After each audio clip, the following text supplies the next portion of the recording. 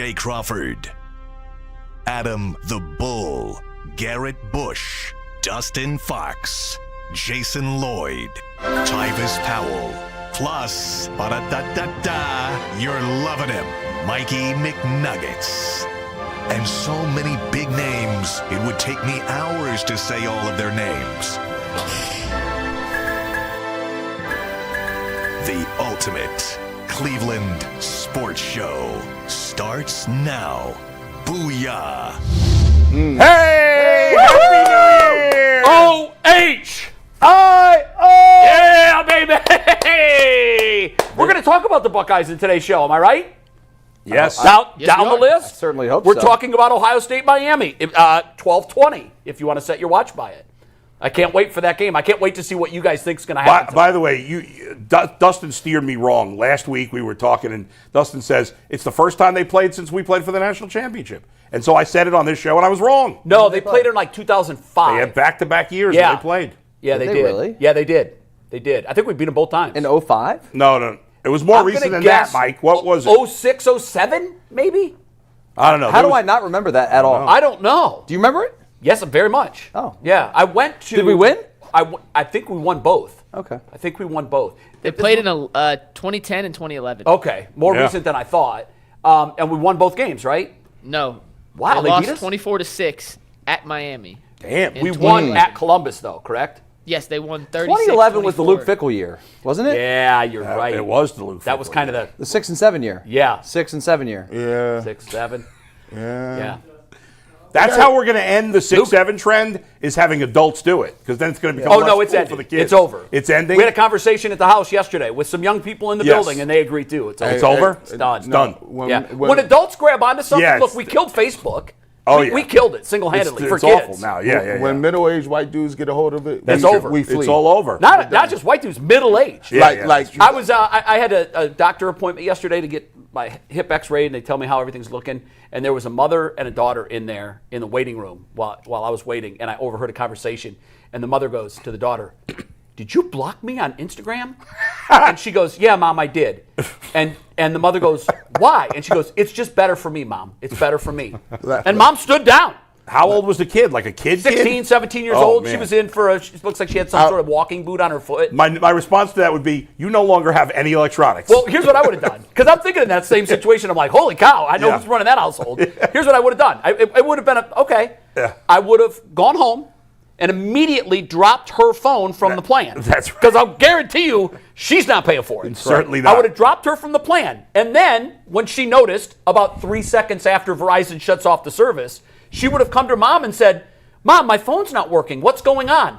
And here would have been my response. Yeah. It's just better for me that you don't have phone. In my opinion, if the kid is a idiot, Yeah. 9 out of 10 times lose the right. 9 out of 10 times, although it's the parents' fault, because you Well, haven't they've allowed parented them. well. They've allowed them to get Yes, to to that that point. behavior. I would Yeah. have. I would have got Can I hit. chime in for a sec? Go Sure. ahead, You Andy. know what's crazy? I spent the weekend with my family for Christmas. Yeah. And all of my younger cousins, don't put me on camera, Mike, it's fine.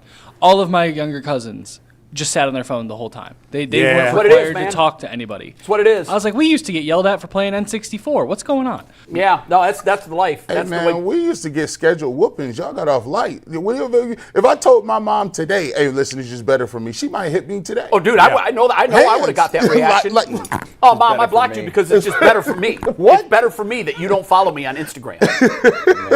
Game over. am Yeah, I right. dating? Game over. I'm dating myself. You're all right. Yeah. You old people did destroy Facebook. I'm Yeah. old enough to remember. So there was 4 colleges that started with Facebook. All of them were party schools. Oh, yeah. I remember. Hey, these. remember? By the way, I've never had a Facebook to this day. To this day. Oh, wow, that's So, incredible. Harvard, though, is By the way, Harvard's you're a better party for school? it. Harvard started it. Yeah, they're Harvard not a party started it, school. and then it went to OU got OU, it, and then Arizona- Wisconsin, Arizona State, Yeah, the other Florida ones were, State. were all party schools. And it was just a place where you saw drunk girls with pictures, right?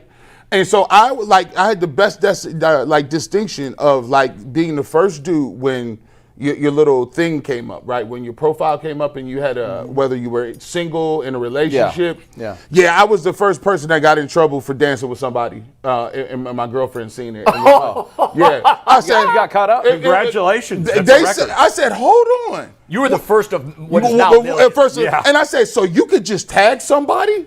I don't even know this. You probably didn't even know the term tag. I That said, didn't so make any sense. how did you know this? She was Tag like, meant something different back then. she was in grad school in Boston. She was like, yeah. She was like, yeah, I saw you dancing last night. I said, well, who? I said, what kind of sorcery is this? This is kind of Harry Potter. Facebook. Facebook. And that was the first of many Busted. breakups for G. Bush. That's how it started. It was all downhill for there. I was like, dang, bro. What's crazy though is back then people actually had to have real cameras. Oh. And upload the pictures Yeah, that's onto, true. Yeah. onto the cloud or onto Facebook, whatever. Yeah. And now, because there was no picture phones, camera phones back then. No. Speaking of old school, any of you guys ever been to this store Savers? It's kind of like a dollar store type of place. No, I haven't been there. Maybe once or twice. My wife likes to go and get little bargains. trinkets Yeah. here and there. Yeah. So she took my son, and he saw like an old school house phone. And he wants it. And he wanted it. Yeah, He just sure. wanted, like, he just comes up with these movies that he makes. Yeah. And so he wanted it as a prop. And it was $2, so he bought it himself. Yeah, You it's know, funny and, that and young he's people like are enamored fascinated by by that it. stuff. What I remember, and my son Corey's here, he'll remember this conversation. They were probably 14 and 16, I'd say. Yeah. And I'm going through an old Foot Locker that I had in college, and Yeah. there's a typewriter in there. Oh, God. And I pull it out, and I start. Neither one of them knew what it was. Bro. What's that? I had and then a word, then typewriter. then it went to word processor. Remember word processor? Oh yeah. That's It was like yeah, half. It was like a computer without the computer. Pretty much. It was a typewriter that Yeah. was a computer. Yes, basically. That was basically all it was. Hey, man, when you had this play, listen, shout out to MS-DOS. When you had to flip that floppy disk over. Oh, the floppy disk. Yeah. Did you guys remember? I remember at Bowling Green my freshman year, everybody had to take computer science. Yeah. And everybody's going around saying, "What do we have to take this for? This is the dumbest thing I've ever heard." We go to computer lab. Now, Yeah. if it was computers today, it would have been so much easier. What It year was this? 83. 83. You're literally Yeah. typing code in. Like, Yeah. colon, backslash, Yes. ampersand, HTTP, Yeah, like that was all this crazy. crazy nonsense. And I'm like, I don't want to be a computer programmer. Yeah. Okay, if I'm going to have to learn how to use a computer, and then, of course, Windows came out in Shout out to 85 or whatever. shout out that to my was. Changed the game. all the obviously- computer programmers, Basic, QBasic, C++, Cobalt, Fortran. Yeah, Fortran. And obviously, if you're under 40 or maybe late 30s, you don't remember the sound of signing into AOL. I remember it. course. I remember it. And then someone would pick up the phone to call someone. You're like, yeah. oh my God. So let me I was fix- downloading a picture from the Browns game. It was halfway down. Now it's gone. So Bull was in Yeah. them chat rooms early. I was definitely in the chat room. 100% in the chat room. Another thing, they talk about technology. One of Corey's What best are you friends when he was doing? in high school, Yeah. they were doing a test. It was like technology. It was like, name the 4 nets, okay? And at the time, it was like, not Foxfire, but Microsoft, Ken whatever, Kittles, whatever Jason Kidd. yeah, whatever. Netscape. Vince Carter. Yeah, Matt Corey went to high school in New Christach, Jersey. His Kenyon buddy Martin. on the test Yeah. wrote Jason Kidd. He named 4 New Jersey Nets, which I thought was That's one what I of would the greatest answers of all time. It was like should the have one been that, marked and we've all correct. seen this, the algebra question where it have been. says find X, and then Yeah, there's yeah. an equation, and the kid circles X and points an arrow to it. There it is. I would have thought that. If I was his parent, I would have said, he absolutely I got that would have question too. right. I'd have said, you asked to name the 4 nets. He named 4 nets. He could have named 10. Yeah. And if he's Corey's age, which is my age, back in the day, there was very distinctly 4 nets. That was when they made the back-to-back NBA Finals. Yes. They were With good their there, big yeah, for a three, second. Plus, Nate Chris at your center. But we got a lot to get into, guys. Speaking of Corey, Corey's going to join us for Super Chats. We're going to pull him out, put a mic on. So you have questions for Corey, growing up as Jay Crawford's kid, what it's like to be Shoot him my way. D1 track And by coach. the way, I'll put him in tease Super this Chats. now. We'll read them later. I'm going to tell a story. Corey doesn't know I'm going to do this. Oh, wow. This happened yesterday. I'm 60 years old, and I finally got my Lifetime Achievement Award yesterday. And I'll Did explain Corey to you. finally beat you in a race? No, he did that when he was a sophomore in high school. And ever since, he thought he's hot stuff. Big day for him. Yeah. But I'll just tease it this way. Later in the show, I will explain. I finally, at 60 years old, and a crazy winding career in this business, yesterday I got my Lifetime Achievement Award. I can't wait That to is hear a And I the hope story. horrific tease. every It's gonna be crazy. father can experience this. Awesome. We'll get to that later. We'll get to Super Chats later. Let's dive into our first topic today, guys. It's brought to you by FanDuel. NFL Sundays move fast, one big play, and suddenly everything feels different. That's what makes live betting with FanDuel so exciting. You're not just watching the game, you're reacting to it in real time. With FanDuel, you can place bets as the action unfolds. Every drive, every momentum swing, every highlight. So if you want to be right in the middle of all the action this NFL postseason, visit FanDuel.com and place your live bets at FanDuel.com. The game moves fast, and so can you. So the first topic of today's show, guys, involves the head coaching position for the Cleveland Browns. And yesterday, Jeremy Fowler was on the This Is Football show with Kevin Clark. It's part of the Omaha Productions Network. And he was asked about potential head coaching openings this summer. This is what he had to say in regards to that question. Openings, I just don't. I'd be surprised. But there are some 50-50s out there. You know, Cleveland, Las Vegas, those are two places I see as like, you know, they've done their preliminary research for a potential move. Doesn't mean they're locked into doing it or that they've decided yet, but those are certainly on my radar. That would make 4.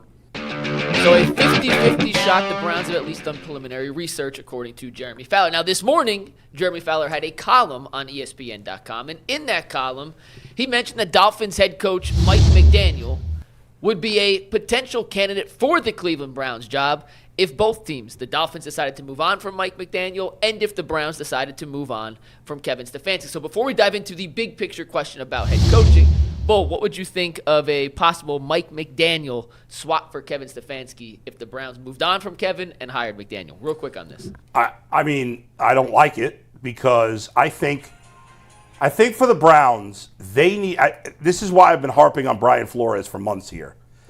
The Browns need a hard-ass coach. And listen, we don't have all the information. I don't know exactly what's going on in the locker room. But I think the most important thing to me to the Browns is I don't care about hiring the most creative play caller. I want to hire a leader of men. Mm-hmm. And, you know, when Brian Flores had a reputation for being a hard ass, and then some people blamed him for Tua, well, nobody wants Tua now. Now they're talking about cutting Tua and taking $90 million cap hit like the Browns have talked about. So, and Brian Flores, meanwhile, has done a great job as defensive coordinator. And it's clear, like, the man had the guts to take on the NFL. How many coaches have the guts to take on the NFL? Now, he risked his entire career. I agree with you. It was brave, but some said that it was not smart.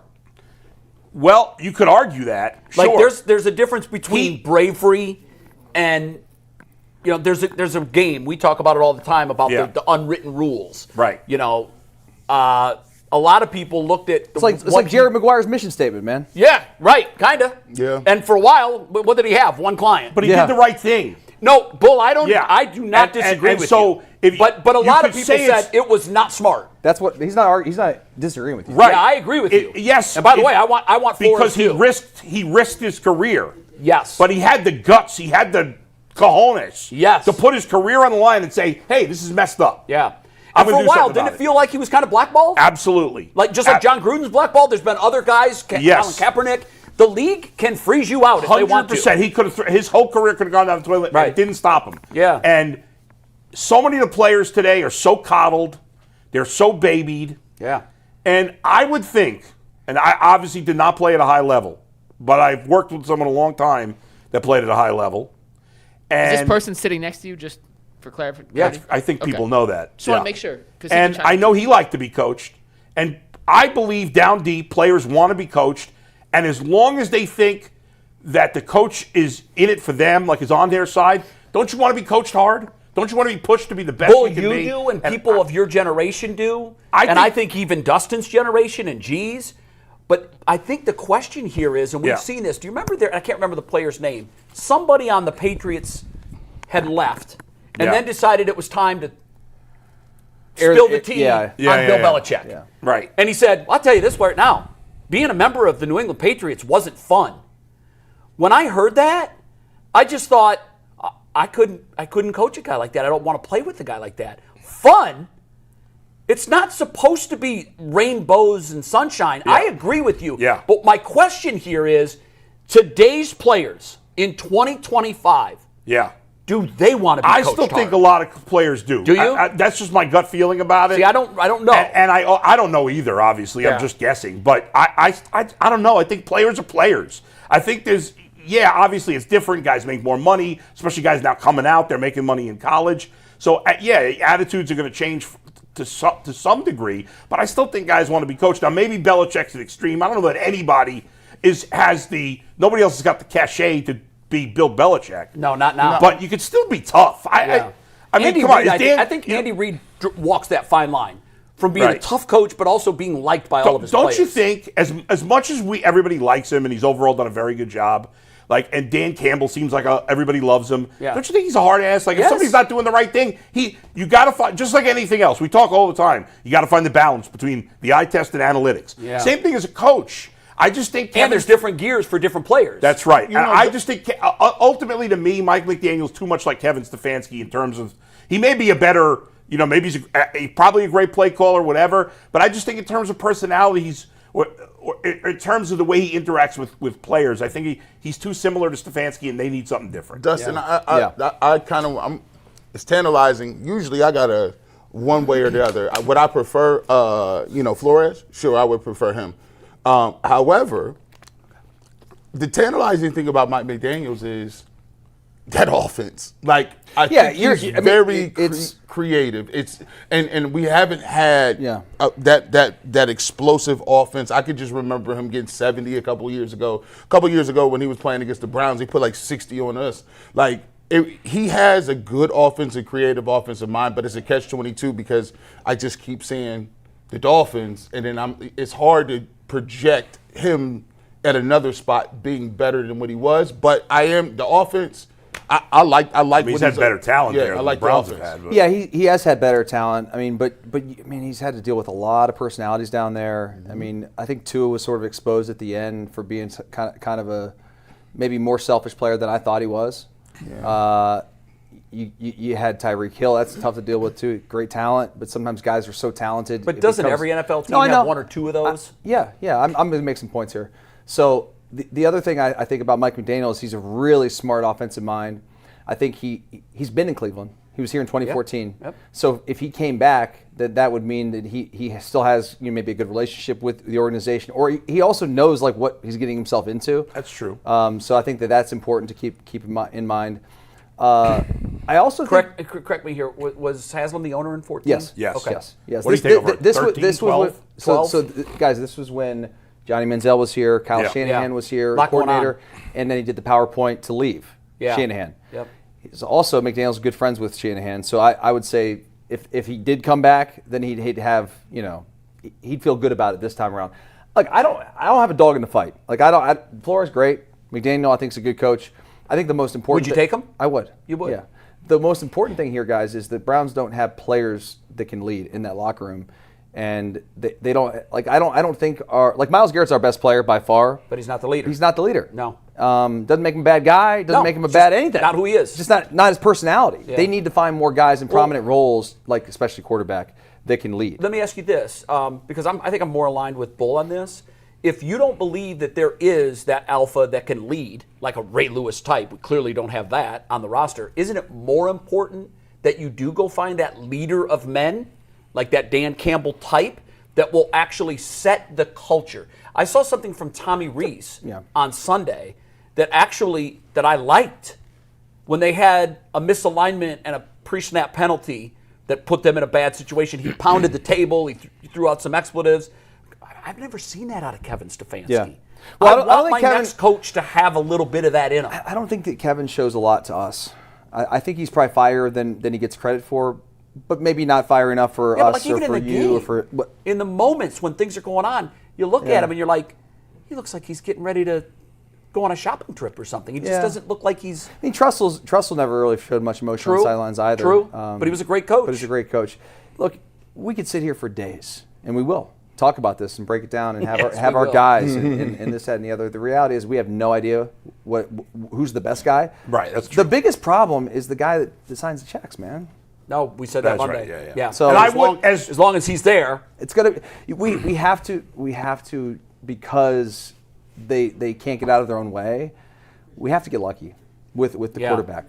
Yeah, and see, I felt we did get lucky with Stefanski. Yeah. And it's been such a mixed bag with him. We don't know what he is now. Like Stefanski's not. I don't think he's a bad coach. I don't either. And I don't even think he was a bad fit. But he hasn't done a good job the last 2 years. It hasn't worked out. And Right. I said this yesterday. You were not here. Cleveland, I think, broke Kevin Stefanski to the point where he just, it's time to move on. When I read Grossi's report, it's exactly what I said. I said they got to him. They wore him down. Yeah.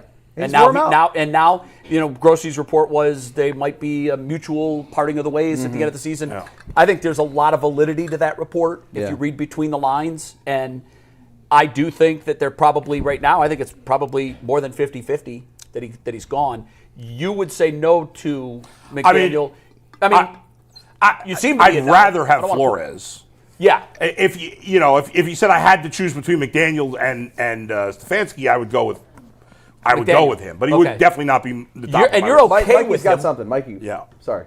Well, no, it's all good. Just because the question before the McDaniel thing came out this morning, we were going to ask is, in a hypothetical world where an elite level head coach, a Shanahan, a McVay, someone like that were available for the Browns, but you had to give up assets to get it. How much do you think, and Bo, we'll start with you and go around the horn that way.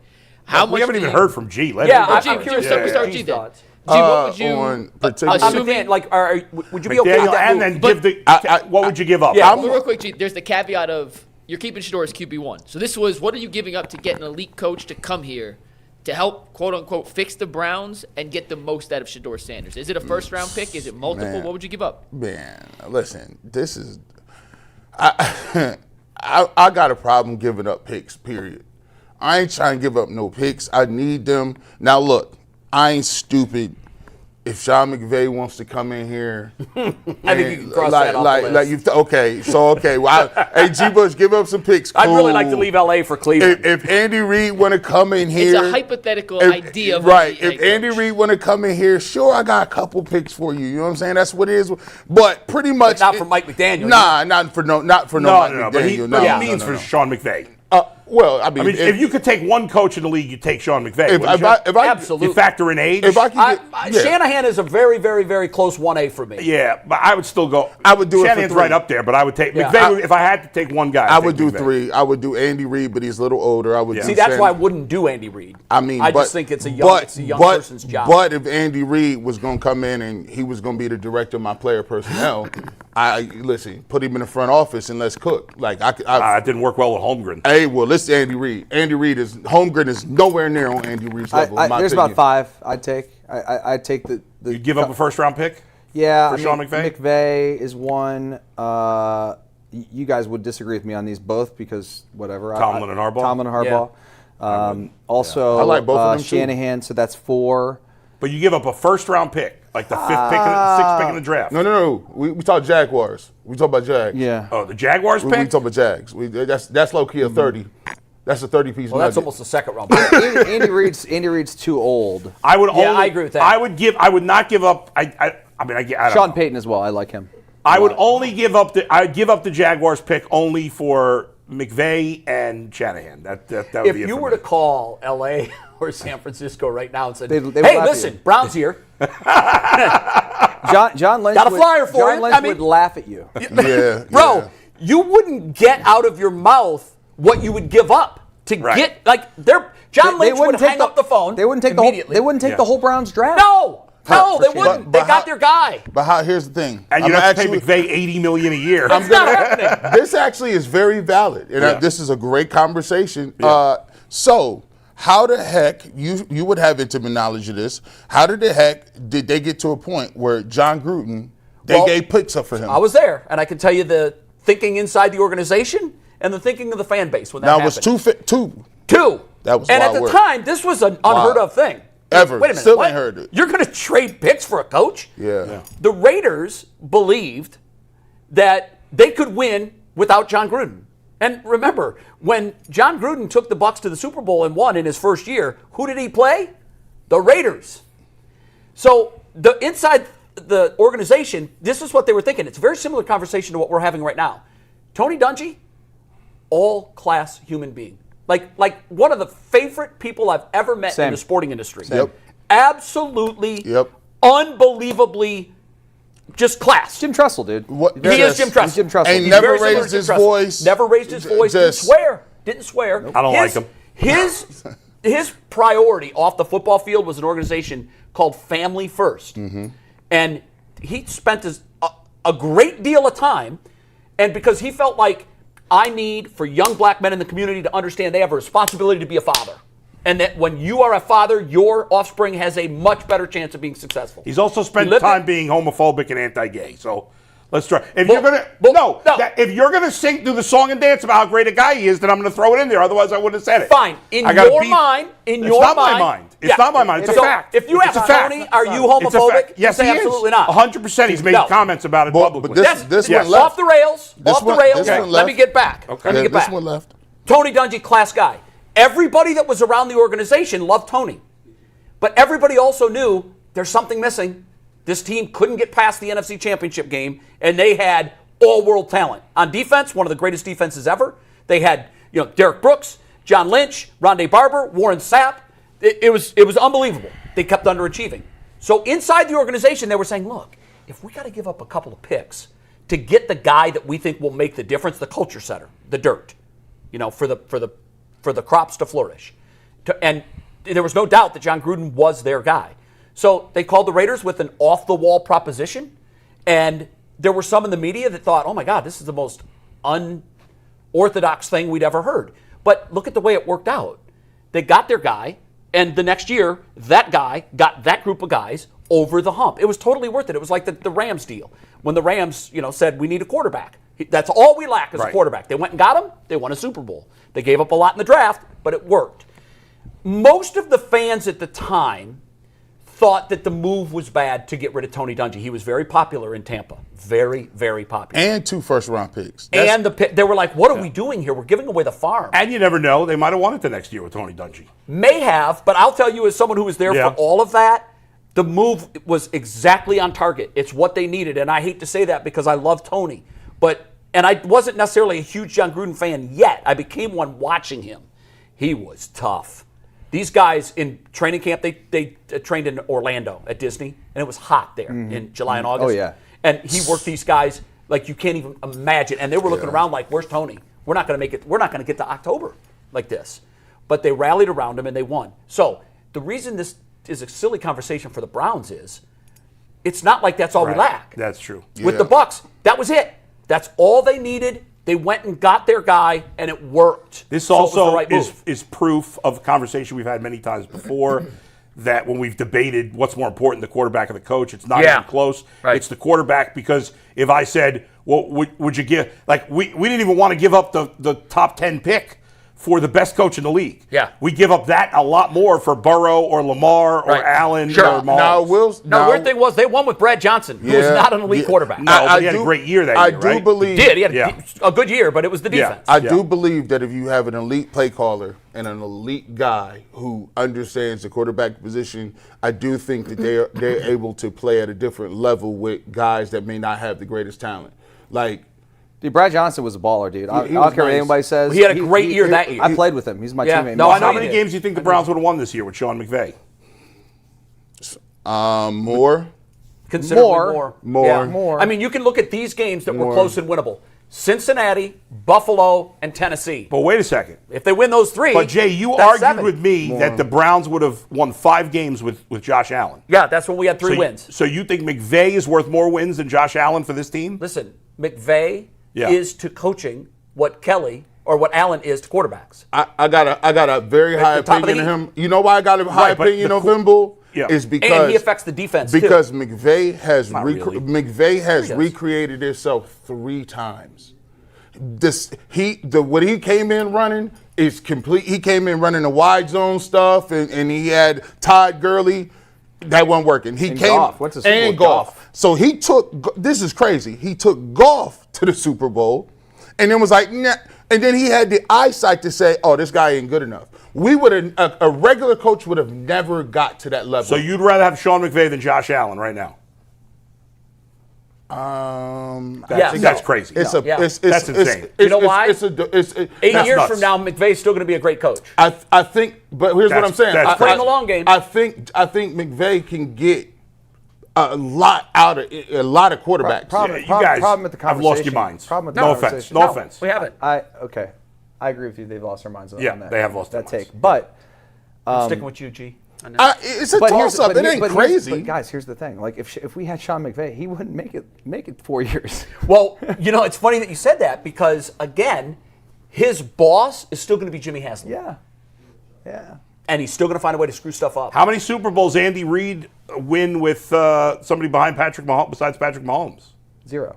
But he went to. But Andy Reid was cold in Philadelphia. He went to multiple NFC. He was cold in Philly. He was cold in Philadelphia. I'm looking He's at. a great coach. I'm looking at He's unbelievable. Yeah, as an offensive mind, he's one of the greatest offensive minds to ever put a headset on.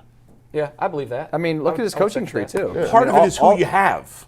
Yes. If Bill Belichick had not had Tom Brady, we wouldn't be thinking of him as the best coach of all time. That's 100% We have a true. guy in the queue who played for Bill Belichick. There we go. That's Just bring the quarterback in. There we go. Our resident quarterback, after a quick word from the Cleveland Charge guys, it is the most family-friendly fun in the entire city. They're on fire right now. They picked up a big win over the Wisconsin Herd last night. The Cleveland Charge back in action on Friday against the Long Island Nets. They are 2-1 in the second half of their G League season. So go on, head over to Public Hall. It is affordable, family fun for everyone. You can get your tickets at clevelandcharge.com. They are back in action on Friday. And with that, let's welcome in Brian Hoyer to the show. Brian played for Coach Belichick and just heard our conversation and wrapped that up. So, Brian, how you doing today? Happy holidays. And what do you think about the discussion we were just having? Yeah, I'm great. Happy holidays. I feel like I just always walk into a storm of debate. It is just like, I'm like, what did I walk into today? So, look, I was listening. Coaching matters significantly. Obviously, I grew up in Cleveland and was a fan of the Browns when Bill was the head coach, and people were not happy with him. And then I played for him in New England, and obviously I came along after 3 Super Bowl wins and was there in 2 different stints and saw how his coaching obviously affected that organization. But also to the point, the players have to be able to go out and execute it. And so if you brought Sean McVay to this Cleveland Browns team, would it result in maybe a win or 2? Yeah, I think that's probably fair to say. But also, ultimately, the coach can't step out onto the field. And so I'm a little biased. I think a guy like Josh Allen could have more of an impact because he's the one who's going to cross the white line and actually hold the ball and do it. And so I know we're talking in hypotheticals here, mainly for the reason of what are the Browns going to do and how do they get the right guys in charge of how you can get this thing turned around. And Brian, to your point, like if the Browns called the Bills right now and said, we'll give you 5 first-round picks for Josh Allen, the Bills would laugh at them. You could offer them 10 first-round picks, they'd turn it down. Whereas if you said, you could get any coach with 2 first-round picks if you wanted, like in theory, if the coach were willing to go. So that it's just, you're always going to take the better player. You know better than anybody how important the coaching is, of course. But to me, when you say the coach is more important than the player, it diminishes what the player is doing on the field. Yeah, I think Bill always used to have a saying and say, good players can't get past bad coaching. And he would take that and put that on himself sometimes and say, look, I screwed that up. And I always thought that was, for the leader of a team to kind of take the heat like that was always great. And I'm sure this maybe throws some salt in some of the wounds there in Cleveland, but I've watched what Mike Vrabel has done here in New England. And that's a guy who understood what culture he wanted to bring. He understood, and we just interviewed him on our podcast a few days ago, or I guess it was yesterday, and we asked him about his time in Cleveland and what that gave to him. And he said, I had a unique role there. I was helping with the development of young players. I got to see things from a perspective of the young guys in this league. It's different from when I was a young guy in this league. And he said how much that prepared him in this second go-around as a head coach. And the one thing about Vrabel, you would say, is this guy's an alpha dog. Like, no one's going to mess with him. And I think when you have a guy who's in that leadership role, that 1 has been in your shoes as a player, and then 2 demands a very high level and a high standard of you, but then also loves you up. You saw him out there on Sunday running out to Drake May when he took a shot, and they asked Drake about it. He said, look, he coaches us hard, he's tough on us, but we know he loves us too. And that's a very fine balance. And so I think Vrabel's EQ, IQ has allowed them to accelerate their process. So I think if you're the Cleveland Browns, how do you find, and look, we don't know what will happen with Stefanski. But if you move on from him, who are you going to find that's going to be a leader of men and rally the troops in an organization that just doesn't matter who's there? It's Jay, I think you said it, like the boss is still the Haslam family. Like, how are they going to get out of the way and hire someone to let them do their job? Yeah, that's basically what it comes down to. And your point about Mike being the alpha, and listen, I get the argument about the importance of the quarterback, but the reason why I would, if you're talking all-time great coach, all-time great quarterback, a coach has a shelf life longer than a player, number one. But number two, it's to what Brian was talking about. Mike is the ultimate alpha. He just is. He was that at Ohio State when he was a player. I remember John Cooper didn't need to dispense player discipline. Well, Mike Vrabel did it. They had three dudes. They did. And Finkus, Vrabel, and Fickle. Yes. And they were the sheriffs on that team. They ran the And show. I covered that team. I was there in practice many times, and I watched it. And so, Jay, Vrabel, Mike, as Brian just said, coaches hard. Remember Yes. we were talking before? I love that. The players today want hard coaching? Yes, I love that. Well, Mike Vrabel does it, and it's working. And yeah, that's why. That's what Yeah. I'm saying. But he's also not like Belichick, and like you Belichick said, didn't give them love. Correct. Right, you said he loves you up. Like that's Yes. you got to be able to. That's Tomlin different. I played for Mike Tomlin.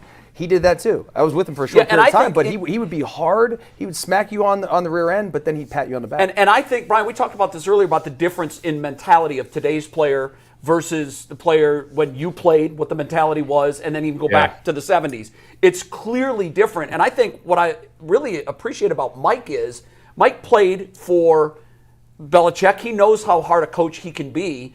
I think Mike's smart enough to read the room and to kind of gauge the mentality of today's players and know that Belichick's style wouldn't work today. There'd be too many revolts within the locker room. So Mike added the gear of tough love, but a loving father, too. And I think he pulls that off as well as anybody. And to the point of, they had Drake May last year, a great quarterback.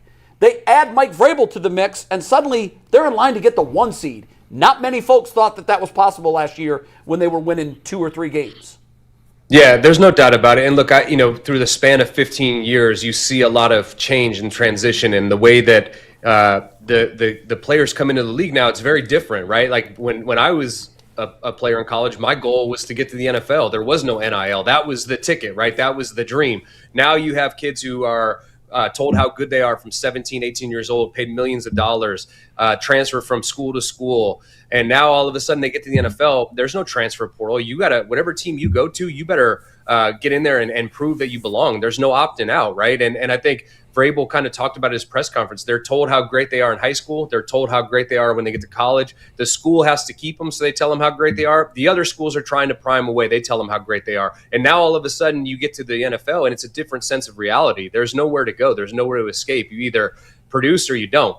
And I thought his perspective on it, he kind of talked about, a lot of these kids that I'm coaching are the same age as my son. And that really hit him as like, I see how my 2 young sons have been raised and what's important to them and how that relates to how I'm going to coach these young men on my team. And now I'll say this, look, he came to a situation because of he said this because of the quarterback and the potential that he had. And so look, the reality is in the NFL, if you have the head coach and you have the quarterback, you always have a chance, right? And that doesn't mean Super Bowls every year, but it means playoff runs. I mean, look at Buffalo, and people have been tough on McDermott and Josh Allen, but they're going to be in the playoffs this year, and I don't want to see Josh Allen in the playoffs. I don't want to see a well-coached Sean McDermott team in the playoffs because it's only a 1-week season at that point. So you have to find those 2 pieces if you want to have sustained success in this league. Brian, you were on a couple of weeks ago, and I asked you about specifically because the Cleveland Browns, have a need a receiver, they have a need offensive line, and I said, hey, which one do you think is a little more impactful? And since you was like, hey, you told me offensive line, I went back and checked it and took a look at it, and I go back to the time period where even with the Patriots, like Dante Scarnecchia, who's one of the greatest offensive line coaches of all time. Like he's right up there with Bill Callahan. I look at he retires, Brady has a bad year, He comes right on back. They pick the offensive line right back up and keep it rolling. That's right. And so, it's a lost art. And I heard Harbaugh say this. He said the offensive line is the only position on the field in which they don't need anybody else to play well. If the offensive line is playing well, they can just play on. But every other position group is dependent on the offensive line to play well on top of that. So whether that's passing the ball, running the ball. So in terms of what the offensive line is, I just think it's a lost art. And I do believe, even in my mind, one of the biggest issues that the Cleveland Browns have, and if they want to get back to giving their quarterbacks a chance, it's retooling that offensive line and getting them back to a specific place where you can run the ball. Yeah, there's no doubt about it. And I look at a team like the Detroit Lions who've been so dominant, and they've had issues with offensive line all year. The center retires unexpectedly in the offseason. They lose Zeitler, I believe, I think he went to Tennessee. You have injuries in the interior offensive line. And Jared Goff goes from being this guy who was winning 15 games, and now all of a sudden he's just under duress. I watched that game against Minnesota the other day, and he is just getting obliterated play after play after play. And that also then goes to the running game. And honestly, you look at the teams that are really the most successful right now offensively, they're very well balanced. I saw a chart the other day of the top 5 teams that play under center more than any other team in the NFL. Those guys are at the top of the league, and when it comes to most metrics on offense, and that's because when you're able to run the football, it opens up a lot of different avenues to be successful. You can run play action, you can run screens, you can drop back pass. When you can't run the football, and I look back to my last year in Cleveland, and when we lost Alex Mack, I really felt like that was the downfall of that season because he was the leader of that unit. He was in that system, the guy who made every call, every line call, got the line going to the right people.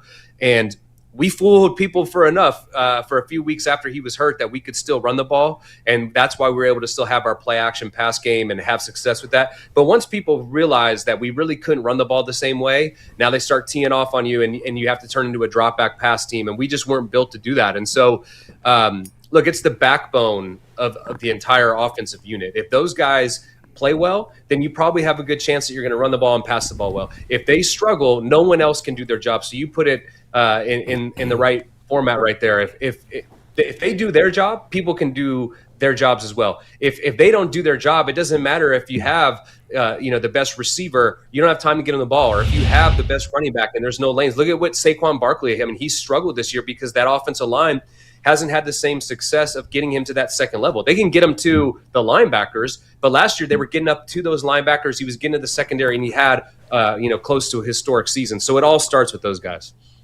Brian, we were talking earlier before you joined us about Mike McDaniel. There's a report out there that maybe the Browns would be interested in him. He was here when you were in Cleveland. Do you think that would be a good fit? Do you think he's got a good taste about Cleveland still in his mouth, or no? Interesting enough, I think that was, with he came there with Kyle, that didn't end in a great way, but you want to be a head coach. And I love Mike. I look at the Cleveland Browns organization, and you got to go out and find your Mike Vrabel. You got to go out and find your Jim Harbaugh. You got to find a guy who, when everybody looks at that organization, they say there's one leader, right? Not the GM and the owner and the head coach and the quarter.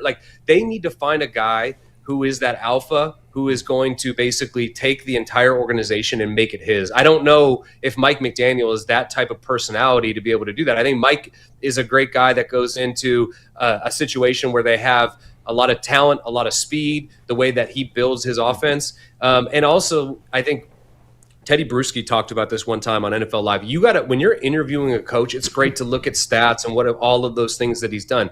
But you ultimately have to hire a guy who's going to sit in front of a group of men every single day and demand respect and do it in the right way. And so I don't know who that is. I don't know what the coaching carousel is going to look like. Who are the main candidates? But I know a guy up in Minnesota, and I get it. There's an ongoing legal battle. But Brian Flores is going to come in. He ain't going to take any shit from anybody. That's just the way it is. And I was around Flo when he was here in New England.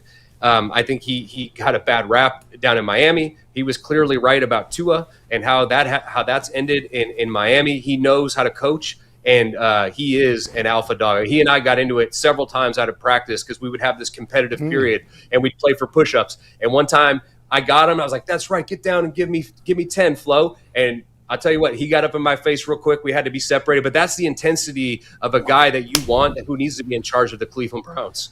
I was pumping my fist, Brian, because for about 3 months, I've been saying they should hire Brian Flores to be the coach. I want a coach who's a hard ass, which he obviously is. I want a coach that has experience but is not too old, which is him. I don't want another first-time coach where we don't know. Like, he had that experience in Miami. He learned. He made some mistakes, I'm sure. He learned from them. He's done a great job in Minnesota. What can you say? I mean, the way you describe him just makes me want him even more. Sounds like an unbelievable choice. He's a tremendous coach. He learned, obviously under Bill in New England, but then you go out and get a taste of it on your own as a head coach for the first time. You see what works, you see what doesn't work. And I think that goes a long way of what we talked about earlier. How does today's players respond to that type of coaching? And I would say the big thing with Flo is he's gone out and had some other experience since he was a head coach. He understands how to relate to these young players. You look at the way that those defensive guys look at him in Minnesota, and they understand that hard coaching equates to success. It's a ferocious type of style of play. I think you need that in the AFC North.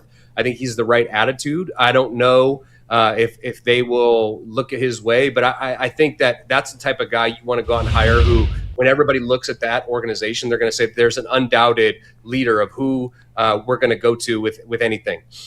Yeah, we'd love to have that. Do you think the legal issue, and we know the NFL can freeze guys out if they want, do you think that becomes a roadblock at all to him becoming a head coach again? I mean, look, I wouldn't put it past the league to try to do something like that, but also I know the owners want to win. And if they believe that he's the best candidate, I think you throw that out the window and say, I believe in this guy. Maybe that goes by the wayside, and now he's the head coach, and he brings the type of attitude that you need. I look at what Cleveland needs as a leader of men. I'm not looking at the schematics of it all. I think you need a strong personality who's going to go in there and say, this is the way that we're going to do it. I'm going to earn the respect of the players first and foremost. That's what matters most, right? If you earn their respect, then you can coach them hard. And I think he has the right tools to be able to do that. He has the success, and I think he's learned a lot as he's progressed as a coach in this league. Yeah, it's a copycat league, and I'm sure that everybody that's going to be filling a head coaching vacancy this cycle is looking at what New England did with Vrabel and the kind of coach he is and the success they've had. And, you imitate success in this league. That's what happens. Before we let you go, we want a progress update from you on Shedeur Sanders. What have you seen from week one to where we are now? Where has he progressed? Where does he need to continue to grow? I thought he had a good game the other day. I thought, look, as a quarterback, I look at that first interception. He's getting hit in the back. The ball gets tipped. I'm not putting that on Shedeur. If I'm going to nitpick, I would have thought maybe he starts his read with the out route by the tight end. Usually in an offense where you have a short out route, that's maybe where your progression starts, and maybe he can get it off a little bit faster. But I'm not putting that on him. The other one is just, I think, as he progresses, you have to eliminate bad football, right? That's the only way to be successful in this league, is to eliminate the bad football. And when you make that mistake, don't make it the next time. And so laying it up there in the middle of the field, I didn't think was a great decision. But there was a lot of plays in this game that I thought he looked better in the pocket. He stepped up. I thought the throw to Tillman, great touch, accuracy on that, especially in those conditions. I think that's one thing I was impressed with. Like, this is AFC North football. Are you going to be able to play in the elements? And I thought he did a good job. The throw to Judy across the middle was great. High-lowing the linebackers. The touchdown to Fannin, I think finding that matchup and getting to him. So I see improvement. There's no doubt about it. Now has to come the consistency, because I think if you can eliminate some of those head-scratching plays that he makes and keep stacking the good ones, I think he makes his case for at least having a shot to compete for that starting role next year. Brian, real quick before you go, do you have interest in coaching? Is that something on your radar, or is it more media, or what do you think? Not right now. I look at it, and my son's 13. He's starting his football journey. I want to make sure that I'm around for that. I have so much respect for the coaches that I played for, the time, the effort that they put in, and I'm just not ready to commit that much time from my life right now. So I enjoy doing what I'm doing with you guys, get on here and still talk about the game. It keeps me very connected. Now, I watch a lot of film. I do several different things, local and national, and so I'm watching a lot of it. I feel like if I want to jump into it at some point, maybe my son's off to college or whatever it might be, I still have those connections, and I still love the game, and that's why doing this stuff is awesome. Especially you guys pulling me back into my hometown of the Cleveland Browns definitely keeps me watching them a little bit more, and had them on the split screen with the Patriots game the other day. And once it got out of hand, I focused on the Browns game. So it's a lot of fun to do. Is your son a quarterback? Yeah. And We're working on it. We're working on it. You guys wouldn't believe this. I have to pay a quarterback coach to coach him to play quarterback because I'm just his dad and I don't know what I'm talking about. So every once in a while, That's wild. That's wild work. That's crazy. It's a different voice. Crazy. It's a different voice. I want to chime in, Brian, because dude, I got a 16-year-old daughter and a 13-year-old son as well. They don't listen to. They don't. I can't coach them in anything. But their Just own dad, coaches, you their know? own private coaches, they listen like I wish they would listen to me. It's crazy. yeah. That's wild. So Yep. So what You're I've been not alone, doing brother. is You're not alone. I help coach at a high school here that's I would call like the St. Ignatius of Boston, and I help coach at the varsity level. That way, by the time if he makes it up there, I'm already a coach, so he can't say like I try to do it just to help him. So we'll see if he gets there. I like your long-term thinking on that. Yeah, that's You've right. got it figured out. Yeah. There's nothing greater than watching your kids chase their dreams. And Tim Couch's kid's now playing in college. He right? is playing in college, and so enjoy it. Yeah. Thanks for coming on. Happy Thanks, New Brian. Year Thank to you. you. And Happy I New know Year, that you're not guys. going to Good to echo see this ya. sentiment, but maybe Will is a Big Ten guy. Go Bucks. Go Bucks. Go Bucks! Hey, my guy Matt Patricia down there. I'm rooting for Matty P. I think That's right. they have a tremendous team. They've been a lot of fun to watch. And look, I'm an Ohio guy, so as long as it's not the team up north, we can definitely cheer for the other Big Ten teams. Yes, sir. Who are they going to play in the? Who do you think they'll play in the championship eventually? Assuming you think I haven't looked at the bracket, but could it be Georgia? I think that would be a great matchup. They play can't. Georgia in the Would that make semis. sense? they play Georgia in the semis. maybe First. Texas Tech. Right? I don't know. Tech or- I want College a football, I'm rematch kind with Indiana. Yeah. I want to see Oh, that I'd like again. that. I think Mendoza's. I mean, look, we're talking about quarterbacks. Like that Mendoza kid, I think I see a lot of qualities similar to what I've seen with Drake May, because obviously I follow him closely. Big, strong, super. When it comes to the mental aspect of the game, I love when I hear him talk about reading coverage and things like that. So that'd be a great rematch. Look, we got to fix college football. This transfer portal. I'm watching. I think Iowa State has 17 kids on their roster. Like it's just 42 it's out in of the portal. control and. Yeah, it makes it to like we were watching the USC TCU game last night, and my son's like, "Who do you think's gonna win?" I'm like, honestly, I don't even know who half of these kids are. Remember the days when Reggie Bush played for USC and everybody knew who it was? I didn't know who any of those players were.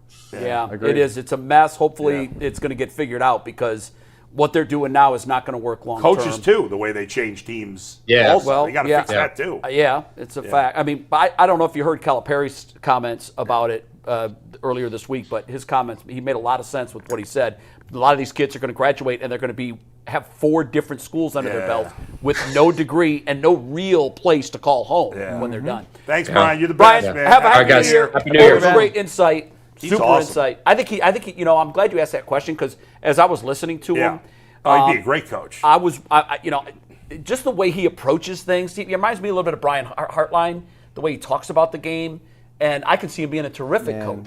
That much knowledge of the game. And 15 years in the league at that position. In depth. Yeah, at that position. Played, feel like backed up, did it all. I feel like a backup quarterback in the NFL is kind of like a catcher in baseball. You're just so involved in so many things. Yeah. And the reason there's so many catchers in baseball as managers is because they're involved with the pitcher and they're involved in hitting. I'm asking a question I don't know the answer to, and you guys can help me. Yeah. How many NFL coaches were former quarterbacks? Not a lot. I can't think of a lot. But I think they would be good. I would think they'd make great coaches. O'Connell, Harbaugh. McVay. Harbaugh. Yeah. McVay was a quarterback? Peterson played, but I would say like What if they played NFL quarterbacks. Yeah, because Zach Taylor played A lot of quarterback in guys college. played. Yeah. But So, I'm there's- wondering how But much they were probably a lot. quarterbacks, though. Like they Yeah. played. Yeah, that was And- Tommy He's a good Reese is a understanding of the game. coordinator. What's Liam Cohen was a college quarterback. D1. right. There's a lot of college the quarterbacks. left-hand dude from Boise State? Kellen Kellen Moore. Kellen Moore is a Yeah, quarterback. that's true. He played in the NFL. Yep. He did. Jason Garrett was a quarterback. He wasn't. Yeah, he was right. back up. No longer. Well, So I'll look yeah. up during this next topic. I'll Yeah. kind of dive in to see how many there are. But we got to get one more thing. I didn't know the answer. It's just interesting to look at that. Because we got Aditi coming up in about 10 minutes. We'll get to Aditi. Make sure you guys hit the like button, hit the subscribe button. 2025 was an incredible year for UCSS. We thank all of you guys for tuning in on a Record-breaking. daily basis. Looks. And we hope to make 2026 even better with some of your feedback. We'll talk about some of those options coming up. But we appreciate y'all. We love y'all. Hit the like button, hit the subscribe button. Help UCSS reach as many people as possible. Guys, at 3:30 this afternoon, the Cavs tip off against the Phoenix Suns in their first game against Jordan Ott. Now, if you guys are unfamiliar with Jordan Ott, he was Kenny Atkinson's lead assistant last year, got the head coaching job with the Phoenix Suns, and surprisingly, Phoenix, I don't think any of us saw this coming, has a better record than the Cavaliers right now. We saw on Monday Cleveland beat up the Spurs in arguably their best win of the season. So, G, do you think this is a start of a new trend for Cleveland where they can actually put together and stack good performance after good performance, or will this be a kind of repeat from what we've seen earlier where they have a good win and they take their foot off the gas and follow it up in a disappointing Well, fashion? I hope it is, because frankly, the Cavs have too much talent to be, wallowing where they are. That's the biggest disappointment to me is, this team has way too much talent. We can argue back and forth whether or not Evan Mobley is going to be some super duper duper upper top player or whether Darius Garland is a max guy. The reality is they got 4 guys who've been all-stars in this league. They got guys who've been all-NBA guys in this league. And it's not the guys that are on the bench that are letting them down. It's the guys that are their core forward. So those guys need to take the lead. Those guys need to be the people that pull the team. And there's no way that they should have the same record as the Phoenix Suns. But I will say this. Anything could be a catalyst for getting this thing moving. I thought that they played one of their best games, and the most encouraging thing about the game against the Spurs McNuggets was the fact that a lot of them didn't even play up top. Like Donovan, was that a season low in his points? It's Donovan, the first time they've won a game where Donovan hasn't been awesome all season. Yeah. You see? So that's encouraging to say, okay, well, look, hey, if we can get that type of performance, and Donovan is 3 of 12 with 10 points, but Jared Allen is the leading scorer. I mean, the Cavs can compete with everybody they want to in the East, but they have to do it consistently. Like, we talk about the Browns all the time. They're playing a bunch of young dudes, and Dustin, consistency is tough for rookies. But these guys is veterans. Dude. They're supposed to be able to bring it. They should be able to bring it. And I don't know why we haven't seen this team, compete at the level they should this year. I'm actually, it's kind of funny. I'm not that worried about them, even though they're not winning right now. It's kind of nice that they're not having they're not like on a 22-game winning streak, as it feels like they are in most years with this core 4. I'm just waiting until we get to about February around the All-Star break to see where we're at. See if there's another see if gear. there's a move to be made or if somebody steps Yeah. up. I'm kind of in wait and see mode. Like, honestly, they're playing today. I got tickets. I'm selling them. I'm going to go and watch football. Really? I don't care about this game today. Yeah, Wow, that's interesting. Mike, I haven't talked to you since their win against the Spurs. When I left here Monday, I was very down on them. I said they were going to get boat raced. I thought that Wemby was going to absolutely control the pace and the tempo. I haven't talked to you, Mike, but I'm going to make just a random statement, and I want to see if I'm off base. To me, that looked like the kind of physicality that they're going to need to play with in the playoffs. And what was really encouraging to me was, I don't know if that, maybe you have insight on this. To me, my hope is that the message of playing physically finally resonated, and they went out and they put it to the test, and they got great results. I thought that's as physical as I've seen them play all year.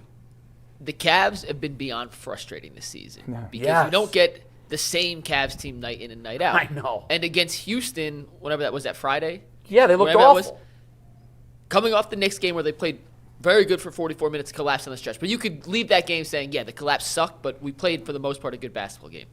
And they go against Houston, who's a bad matchup for them, and going into that matchup, you better come physical and ready to play because that is the most physical team in basketball. And they didn't. And they wilted. Yeah. And then they flipped the switch, and all of a sudden they look and at least resemble the team we think they could be. Am I right, though, about the physicality? I think it was the most physical, and especially from the backcourt, because Wemby's huge, but it's not like Wemby's a physical enforcer from he's going to outmuscle you standpoint. But he's a presence. But Mike, He's unbelievably. Yeah.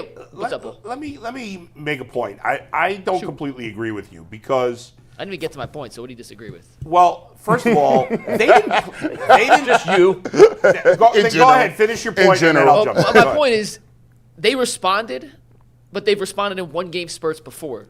Yeah, I don't you gotta care see about it a for a one-game stretch. spurt. They have to put a few of these performances together before I'm going to change my overall outlook on this team. Yeah, I'm with you on that. I'm definitely And not today's gonna a change my good. mind Today's a with one team. game. Phoenix is a team that has the makeup of teams that they've struggled against in the past. Yes, They that's need true. to come out and play with the same level of physicality, intensity, energy, especially on defensive end of the court tonight or this afternoon. It's a 3:30 tip-off. For me to start feeling, I still don't feel good about the Cavs. So it was a great win on Monday. Yeah. But they've had a couple one-off good wins. Bull, what do you disagree Yeah, with? now? well, what I was going to say was, first of all, I think you just gave them a moral victory in a game they choked against the Knicks, which I don't understand. They choked that game away. I don't know that he gave him a moral victory, Well, but Mike, I would speak for yourself. Did you give them a moral victory? No, they choked, but they played pretty good for the Here's majority what of the they game. did. cares? I thought they proved that they are on the Knicks level. Yeah. Now, they don't get points you because they actually lost the prove- game. They choked. But when I was watching for the first 44 minutes of that game, I said, yeah, we could play with the Knicks. I don't know. And I mean, going into that game, I didn't think we could. I think nothing you do in the regular season proves anything. Well, Nothing. we've seen that. Do you Yeah, know when the let Cavs, me ask you this, the would you Cavs bet- are 2 losses away from matching their loss total from last year. Would you All of last year. Would you bet on the Spurs to beat the Thunder in the playoffs right now? Nope. I would not, even though they're 3-0 against them. this Okay, season. so that's No. what I'm telling you. Yeah. And number two, it's not like listen, Mobley played a good game against the Spurs. Jared Allen played one of his best games. They didn't play a great game as a team against the Spurs. They played fine. I think the Spurs were just terrible that game. I just thought mean, they took it to him physically. I felt like they went out that night. we And can't- again, one night, I think they went out and said, we're going to play physical tonight and see what happens. I think you don't prove anything. It's not about proof. It's about building good habits. And to win at the highest level, you have to have good habits. And those are the things that'll keep. Now you Didn't they have good habits last year going into the playoffs? Here's the thing: you can have great habits. Yeah. You can have great habits and still lose. You have to have the foundation, though. So for me, I want to see if the Cavs play hard defensively, they rotate, they do the things that they need to do, share the basketball. Then if they just not making shots that game, like I said, they didn't miss no shots. It was make or miss. But the thing that I was disappointed in the Cavs is they haven't had the same level of intensity defensively. And I was going to tell you this. I'm always a person that goes back and reflects. Let me tell you that. Let me give you this about. I actually do think he's not a world beater, but I'm gonna tell you why they really actually miss Max Strus. I'm gonna keep it real with you. Like he is, first of all, he's a guy that I think needs to motivate DeAndre Hunter, because the minutes that DeAndre Hunter is guaranteed is not guaranteed if Max Strus is here. I think he could do 2 or 3 things. I think he rebounds very well for a guard. I think he's a dude that is going to give you intensity. And the thing I like about him most, and McNuggets, you could tell about this, is the way they go about doing things in Miami is a little bit different. The way that Pat Riley goes about it, the mentality that he brings to the table, I think that they miss him in terms of not just on the court. I just think they miss just the mentality of, hey, he's a dog. Yeah, he brings everybody together, and if you can get him and Jalen Tyson, and you can get now DeAndre Hunter, who knows, hey, listen, if you ain't playing well, we just play Strus. Well, G, let me ask you this. I agree with everything you just said. I think they miss him a I lot, generally by the do. way. Kenny Atkinson has said something since the first day he got there that I believe with, or I agree with, just from a philosophical standpoint in terms of creating a basketball team. You need a little crazy on the court. Yeah, he is. Darius, I like that. Very talented player, Chill. not a crazy guy. Donovan gets into spurts where he can be, but for the most part, he's calm, cool, collected. You know what you're getting from Don, not crazy. Jared Allen, Evan Mobley, You know. No, not even close to crazy. sometimes you think they flatlined. Yes. Not crazy. The crazies on the Cavs are Jalen Tyson, and I mean the crazy is a compliment. Yes. I know what you're saying. And Max Strus. Yeah. Those are the 2 wild cards on a night in, night out basis where their energy alone can flip the momentum of a game, can flip the energy of the game, Yeah. can flip a certain lineup that may look lackluster, and all of a sudden they come in, hit 2 threes, and they're picking up full court. They'll pick up a hard foul, running through a screen, stand over the defender, and say, hey, get the F. Like, you know what I'm saying? Like, they don't have a lot of guys on this roster. And Thomas Bryant also. He doesn't play enough, but Yeah. he fits into the crazy category. I think this Cavs team, and I've been preaching for more Thomas Bryant minutes for that exact reason, could use a little sprinkle of crazy, and there's not a easier answer to get more crazy into these lineups than Max Strus getting healthy. You made a great point Monday. You said if the Cavs just up their three-point shooting percentage just a little, and they've been bad. And I went and looked after you said it, after the show Monday. I said, let me go see. And you were not wrong. No, and teams like individuals get in streaks. They sometimes it's just players can be shooting in a streak, but teams can do that too. This team's been in a shooting funk. And if they begin to shoot like they did last year, or even close to that, just league average. Just get to league average. Get to league average, and it's a much different feel around this club. And two people that can do it. Sam Merrill's been injured all year. Strus is coming. And Strus is another guy that can shoot at a high clip. What's Strus' status? Do we know? Fedor put out a article the other day with an update on Max Strus, which was sometime in the next 2 months. So it was just loose of a. But they said when he initially got hurt, they said around the All-Star break. Right. So that still fits it's not like an Still the extended same. timeline. Yeah. It's still the same timeline, but there's no specific update. You know what's crazy? What's his injury again? I don't even remember. He broke his fifth metatarsal, which is a little tiny bone in your foot. Don't sleep on it, though. It is one of the most debilitating. And the bone, I'm literally holding. You can see it. The bone's like this big. Yeah. You can walk through, Dustin. You're good. But, boy, it's painful. It takes out the world's best athletes for significant periods of time for a bone that's like less than an inch big. By the way, folks, I want to see some good memes of Mike and now me doing this. There's going to be some good memes. Hey, there's two injuries. Like, if they say, okay, you got a Liz Frank injury, and you be like, man, That's not anymore, though. Not anymore. No, they've come a long way. Yeah. Where's that name come from, by the way? Anybody know? Liz Frank? The doctor. The doctor that did the surgery, I think. Who was the dude that used to always do the ACLs? Dr. Andrews. Yeah, James James Birmingham. Andrews. Hey, listen, when James Andrews is out of here, somebody got to fill that void. He's like the Woj of doctors. now. Yeah, Andrews is retired. Or There's other guys now. He doesn't cut anymore. It's all his residence. He's like, hey, when they used to hit you, he's scheduled for surgery on a Thursday. Dr. James Andrews. He's going down to Birmingham. Flying down there. Yeah. I'm like, you act like James Andrews when he do it. You gonna be back in 2 months. Yeah, I know. No, that ACL 6 months, bro. But the foot is not anything to sleep on. No blood goes there. There's no blood flow. No blood flow. You can't. Suns, by the way, have won 5 of 6. 4 of those 5 wins are against the terrible teams. Mike, do you got a feel on this one way or another? I think they win. They cover the 5.5, Mikey? He wants to know the line. They're going to cover the 5.5?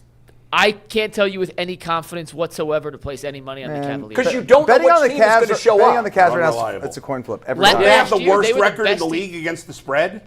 Wouldn't shock me. I don't know, but I do know last year they had the best record in the league against the spread. They did. I bet you they got the worst or one of the worst. This year it has Atlanta is Atlanta's the worst. I heard this on a podcast the other day. Okay. They're like 3-32 against the spread or some absurd. No, that's impossible. While we're getting betting, I'll find the exact number, but I got it right now.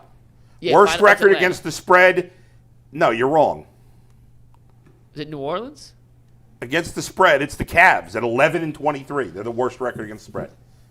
I thought Atlanta's 16-18. I'm looking at it right now. There you go. I heard wrong. Well, listen, I got to get. Yeah, so I would not put any money on the Cavs. Would not feel confident. So about Dustin, in fact, you're smart to bet against them. I got a friend who wants some little action. What's he need? Bills, Jets. Stay away. Are Bills playing their guys?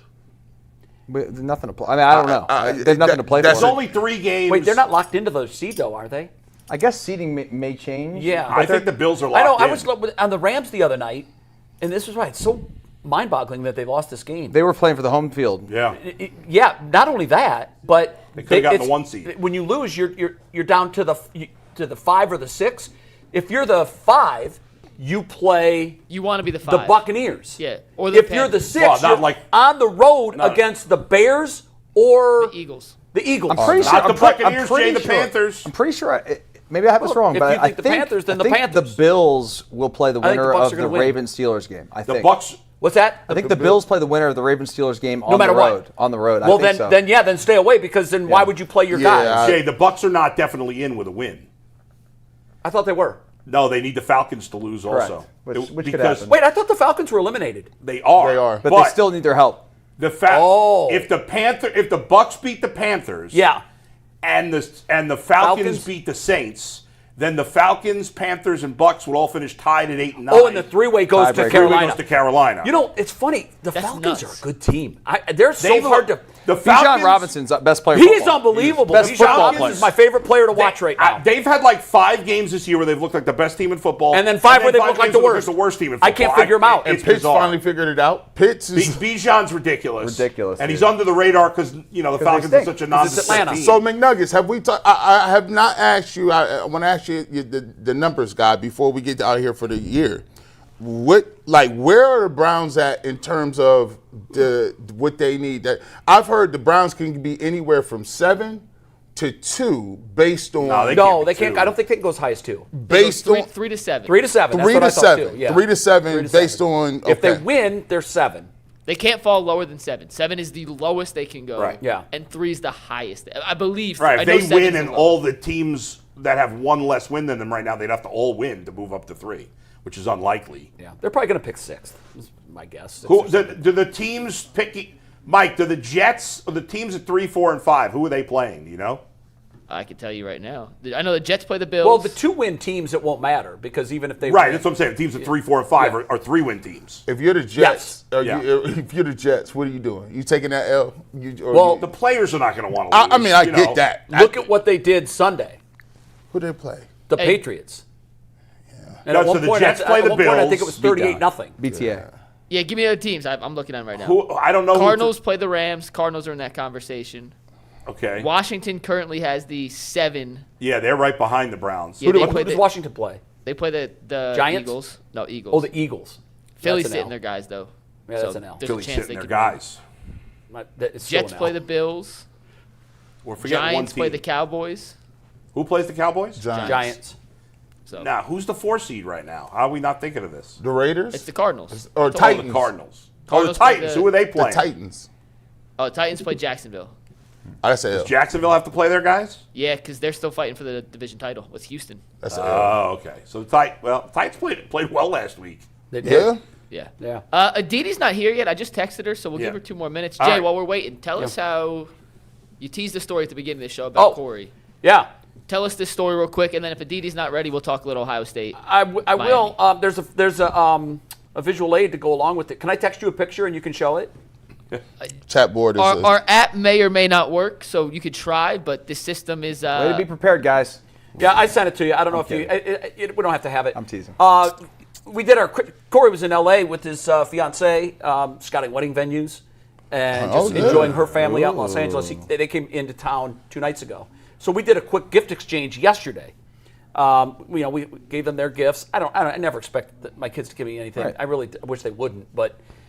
He hands me a box or bag, and there's a jersey in it. And I just think it's a Cleveland jersey because I see the front. It says Cleveland. It's a baseball jersey. Yeah.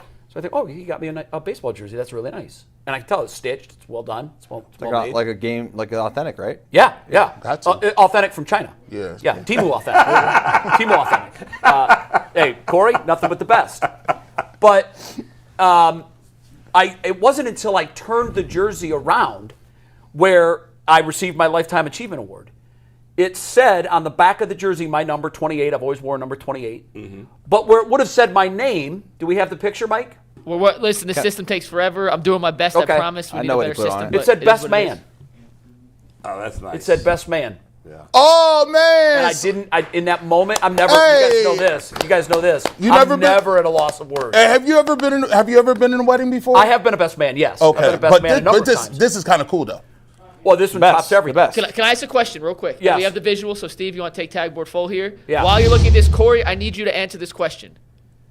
Have you built in an extra hour to your wedding before Jay's best man speech? Oh, bro, listen. Because this Jay's about got to be two wild. speeches. He's got No, the best man speech and the father. the of night groom before speech. dinner gonna be No, wild. just be one. It'll just be one. I'll wrap it all up into one. That night before joining. I've given one of these. I did Yeah. when my daughter was married. I gave the father of the bride speech. You're gonna need like the Oscar music. And it was bro. funny because Robin Roberts was there. Yeah. And Wrap Robin, it up, B. Robin was hilarious. She told me beforehand. Yeah. She said, "So knowing you've memorized the whole speech." I said, "No, really, I haven't, Robin. And she goes, what, are you going to have someone pipe it in through your IFB? Meaning my earpiece. Robin Roberts of Good Morning America. Yeah, sure. She, my daughter worked at GMA for 10 years, and they were very close. And so we were talking about it, and she goes, do you need any rap cues? Because sometimes we lose track of time. And I know you like to talk. And I said, you know, Robin, if I glance at you, that means I do. And you let me know if it's boom or I can go. Yeah. And it never got to that point. It was fairly brief. And I'll be brief in this one, too, because I'm a firm believer of at the wedding, there are two people that need to be focused on and paid attention to. And that's why I was trying. Brevity is great in those situations. Yes. I'll be brief for sure. But in that moment, I realized, I've been the luckiest guy in the world. I tell everybody that knows me, and they've heard this a million times, I really view myself as the luckiest guy in the world. I grew up as a kid that wanted to pitch professionally or play professional baseball and be a sportscaster. And even though pitching came later in life for me, I was able to make a few starts in professional baseball as a pitcher. So I checked that dream off of my list. And I've been a sportscaster for going on 40 years. And I've been lucky enough to do it in some incredible places. I've covered every major event that you can think of, and I've interviewed all of the major stars in the world. And I've won a lot of Emmys and a lot of awards and a lot of stuff that at the end of the day doesn't mean anything. That's right. What means the most is when your son, and by the way, Corey, I hope all fathers talk of their son the way I talk of my son. Corey is just the model son. He is, if you were going to go into the lab and build a son, he is thoughtful, he is caring, he is loving, he is driven, his work ethic is unrivaled. He had a lot of natural gifts that God gave him and the genetic pool gave him, but he made the most out of them through his work ethic. He is one of the most popular people I know. Everybody likes him. He's got more friends than anybody I know. He's got good taste in pizza. And he's got great taste in pizza. He loves Deloros like we do. For him, with all of the great friends that he has through high school, college, and now in the coaching world, for him to come to me and say that I would be his best man is a Lifetime Achievement Award that I hope every parent gets to experience. That's awesome. And it being retrospective, my only regret as I was driving to my doctor's appointment after he gave this to me and I was processing the whole thing, I thought to myself, this was the only thing that I thought other than how grateful I am that my son chooses me to be his best man. My only regret was, why didn't I do that with my father? I don't know why I didn't do it, because he was my best friend too. He's the greatest man I've ever known. I followed his advice in life and in love and in professional side. Yeah. But so for Corey to say in your defense, to me, Jay, that probably wasn't really done in those that's days. what other people have told me. They said it wasn't a thing then. It's probably a little more popular now. I got $20 saying Jay is going to definitely cry at this wedding. He's going to be in shambles. $20. Make it $1 million. Every dollar. Make it $1 million. I had all I could do. Awesome. If we spent 5 more minutes, you'd be crying right now. 5 more minutes. Yeah, no. Oh, God. I had all I could do yesterday to not cry. Like I was literally like, got me by the throat. That wedding videographer is going to have so much to edit. That is awesome. We got Aditi. She's finally ready, so let's bring Aditi on after a Aditi word cries. from FanDuel. She's a crier. NFL Sundays move leave fast, her guys. alone. One big play, suddenly everything feels different. That's what makes live betting with FanDuel so exciting. You're not just watching the game, you're reacting to it in real time. If you want to get into the middle of the action this NFL postseason, visit FanDuel.com so you can place your live bets. FanDuel, the game moves fast, and so can you. And with that, we welcome Aditi to the show. How you doing today, Aditi? I am great, Jay. Congratulations, and to everybody else. I'm so sorry. I apologize. Wednesday instead of Tuesday threw me off, and my morning was a little nutty. No, it's all good. It gave me an opportunity. I was going to tell the story at the end of the show. It gave me an opportunity to sneak it in a little early. It's always great to see your smiling face. Thanks for joining us. Thank you. Happy New Year, too. Thank you. Yeah, Happy New Year. Well, Happy New Year. I was at the grocery store. I was at the, I got in a really good workout with my 6-year-old daughter. So It was all really, really good. What game do you have this far. week? I have the Packers at the Vikings. Sweet. Very good. Speaking of Isn't that a little bizarre? You know, it's so weird. It's still like even weird that though game's on everything CBS. got mixed up a few years ago, where Fox does indeed get AFC games and CBS does get NFC games, we don't have a lot of them. So I haven't seen the Vikings once in 4 years as a sideline reporter. Oh, wow. And even when I was at the NFL Network, I never had the Packers. And the Vikings, I think I've only seen once in 4 years. So speaking of which, Aditi, I'm curious. I don't know how well you know Brian Flores, but I've been talking about Brian Flores being the next head coach of the Browns for months. And then Brian Hoyer was on with us earlier, and he, without me even asking about it, he said Brian Flores should be their next coach. So, of course, I lost my mind and I was excited. I don't know how well you know him. Obviously, he was in New England. He was in Miami. But what do you think of Brian Flores, as a head coach? Okay, so he is unequivocally somebody that I would stand on a table for. And I'll tell you why. Not only is he a brilliant defensive mind, this is one of the things I'll say that I really, really appreciate about Jim Schwartz. He is not making his guys think. All he is saying is, I want you to play fast. I will play to your strengths and you play fast. And that is what Brian Flores does as well. We see so many defenses. Look, we just saw Anthony Weaver's defense in Miami, where these guys are so slow. The Cincinnati defense, they're so slow because you can see they're confused. They don't know what are their keys. They don't know where their eyes are supposed to be. You can actually watch them thinking in real time. It's slowing them down. Their defenses are a mess. You can't say that about Brian Flores' defense. Every single player that I have ever spoken to that has played for him defensively loves him. Here's the biggest thing about Brian Flores, though. It didn't work in Miami. He rubbed some people the wrong way. He didn't have a great offensive coaching staff for the quarterback situation. He didn't have the greatest relationship with his quarterback. And he has owned all of that. He spent that 1 year with Mike Tomlin, and he told me last year how he learned from Mike Tomlin how you need to talk to every single person in the building, that you can't just own your piece of the team, but you have to have a relationship with everybody. Then he goes out to Minnesota, and he said he learned from Kevin O'Connell how you build a relationship with a quarterback and why that head coach quarterback relationship is so key, whether you are directly coaching him or not. This is a guy that has acknowledged where he went wrong and how he could do better. Love it. Again, a year ago, I advocated for him, and I was like, any team would be fortunate to have him. I would say that again. His defense is what has kept Minnesota, from not falling completely apart. I mean, this is a team that just had 3 passing yards in a game, okay? They've lost their quarterback for long stretches. The fact that Minnesota is on this win streak to end the game, the way that they fight, so much of that is about Flo's defense. And so, yes, huge fan.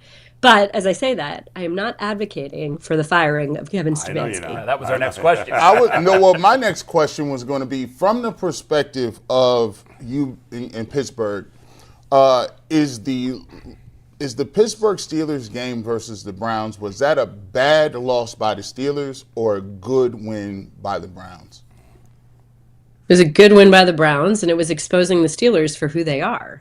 Like, at no point have you watched the Steelers and thought, this is a world-beating team. Even their defense, the thing about the Steelers' defense for the last however many years is that they have a knack for coming up with a timely play in a timely moment, or a key play, a game-breaking play, a game-changing play in a key moment. It's not a defense that has been like the Browns defense 2 of the last 3 years, where you just say that is a dominant group in every way. And offensively, I don't know. Pat Freiermuth is a wonderful, reliable, dependable tight end, and they forget him for really, really long stretches. And in a game where you don't have DK Metcalf or Calvin Austin, I don't know how you forget him like that. So I will tell you, none of it was surprising to me at all. In fact, I had said to my producer, I think 2 weeks prior, you watch, the Ravens will beat the Packers and the Steelers will lose to the Browns. And he said, there's no way the Steelers are losing to the Browns. And I said, we can put, not that we're allowed to wager. I said, but I would bet that the Browns can beat the Steelers. And there you go. I mean, the Browns had a very, very, very not good offensive performance.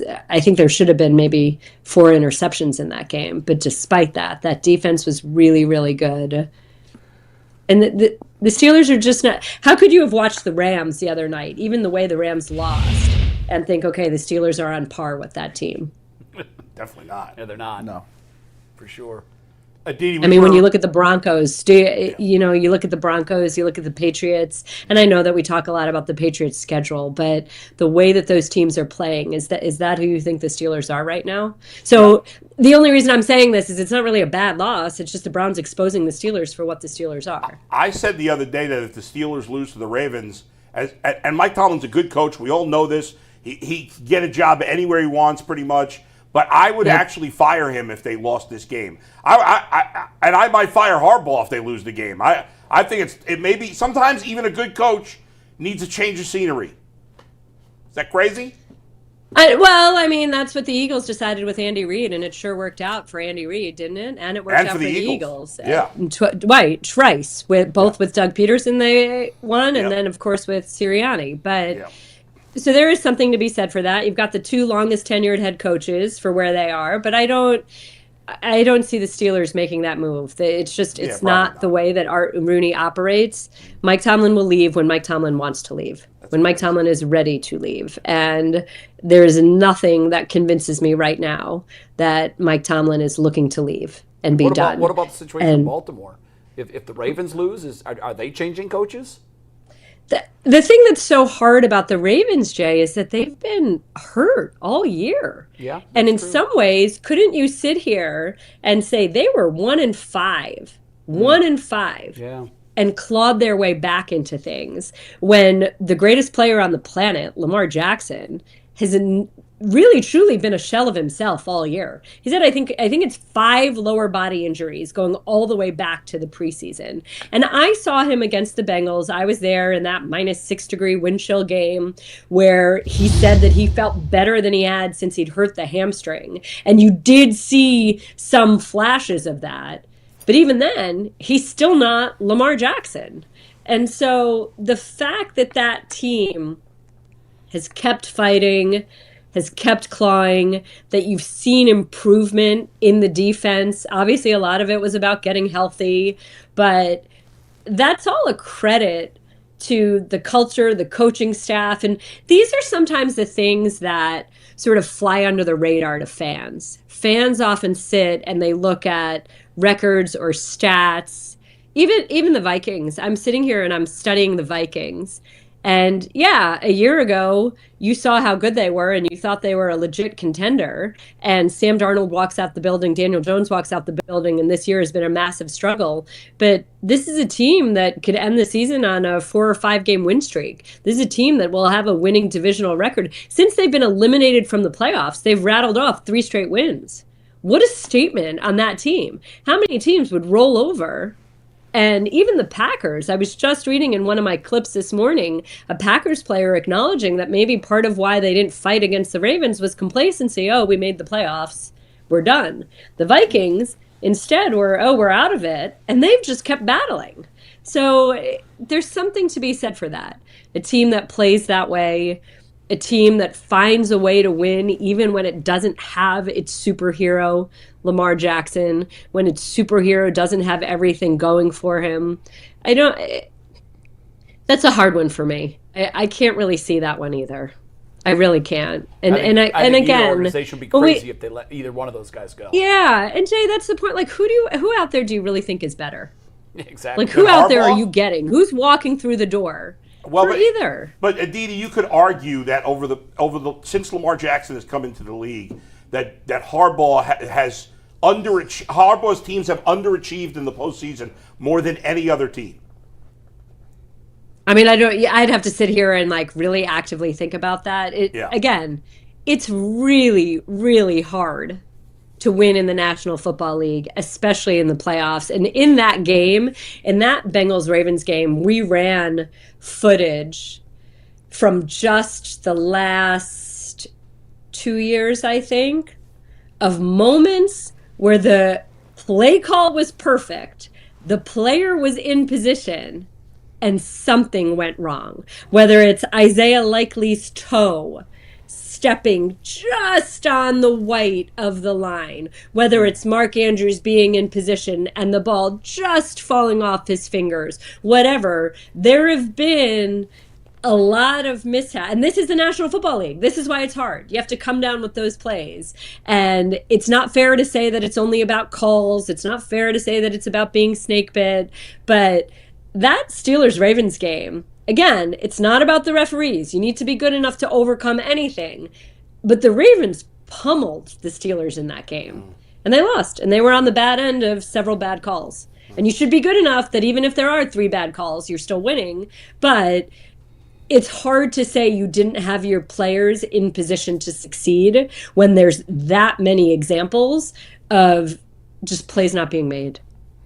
Aditi, what would you say are maybe some things in your opinion that might be encouraging about Shedeur Sanders or things that give you pause about Shedeur Sanders in terms of his play over the last, I think, He's gotten 7 better. games? He's improved. He's gotten better.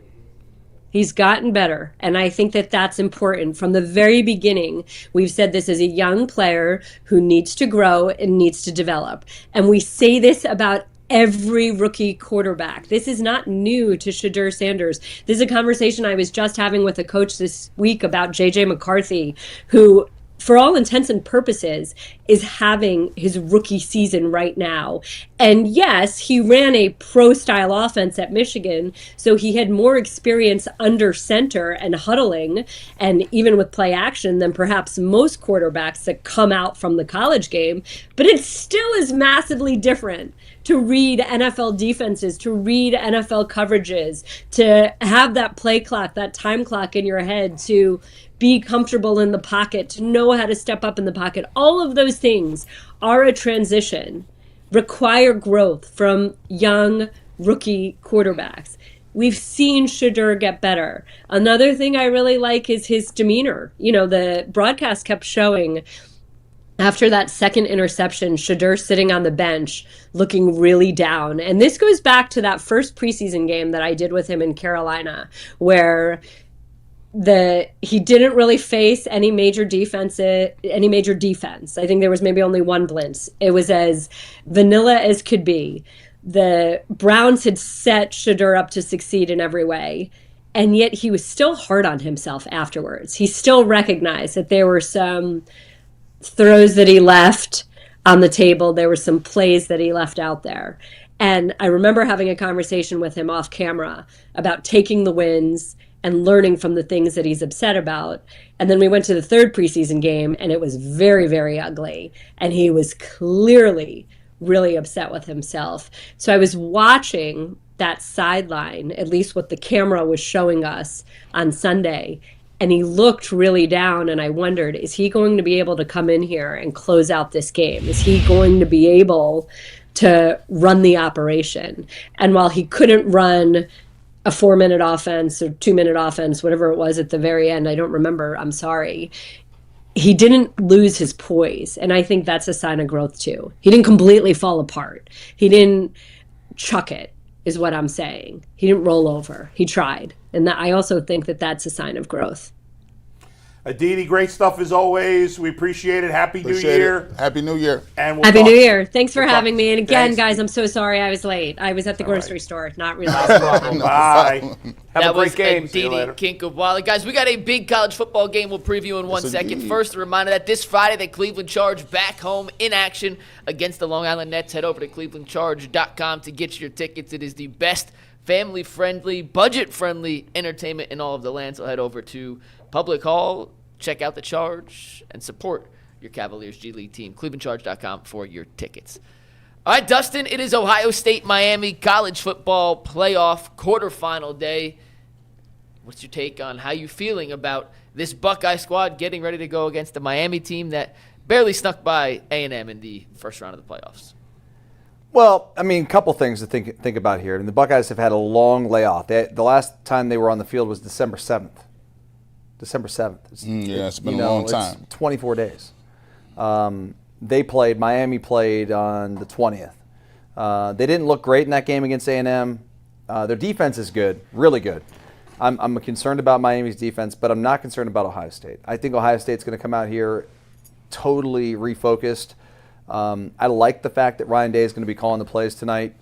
I think that takes pressure off of Brian Hartline, who it's out of his control. It's not ideal, but he can't be focused on all in on Ohio State while he's trying to build a program and get things going in South Florida. He's going to be part of the game tonight, but not calling the plays, which I think is probably better for Ohio State.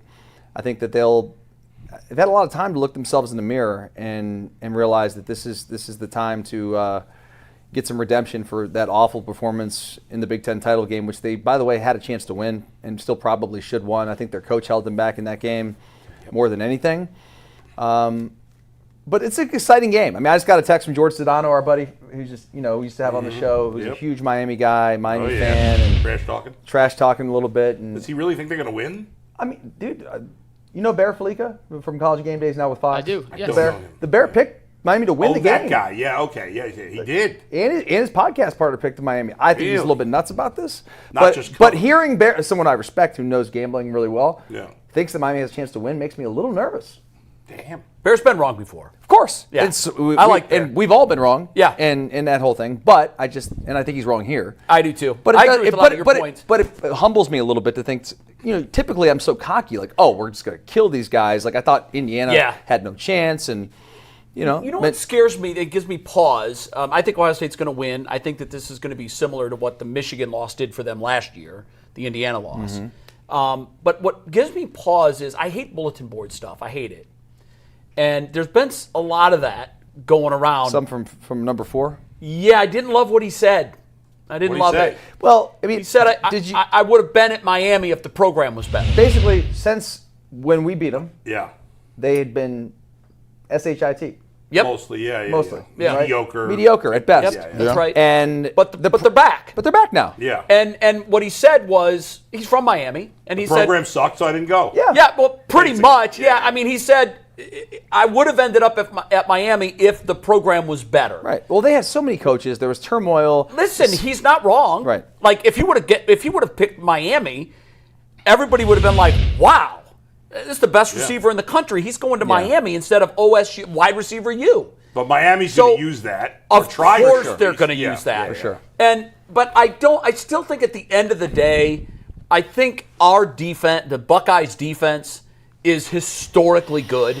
It is. And I've got questions about Miami's offense. Well, Carson Beck to me is not mediocre. I think he is too. And I also in big games he hasn't been great. It's maybe not fair, but I've always kind of judged him from an outside perspective based on he was at Georgia. Yep. Like arguably the best team in the country, and like best defense, and he couldn't get it done. Yeah, I'm with you. And then he takes the dollars, yeah, and bounces to Miami, and he's got the Lambo, and he's got the girlfriend, and whatever. And maybe it's not fair to judge a guy like that. Girlfriend? Yeah. Somebody it was famous? Haley, the Cavanagh twins girl. Yeah, they're no longer dating though. They're not dating anymore. But she was. But like, he had the. I don't know. She was like the South Florida Livy Dunn of basketball. He was winning. Okay, I know Livy Dunn. And there was two of them. If you would see your picture, you would say, "Oh, yeah, I've seen it." Because they were twins. They played together at Miami. So he's all about the life. He's about the life. Yeah. So that's what I thought. I don't know if he is about that life, but the point is, I think that I think he cares more about other things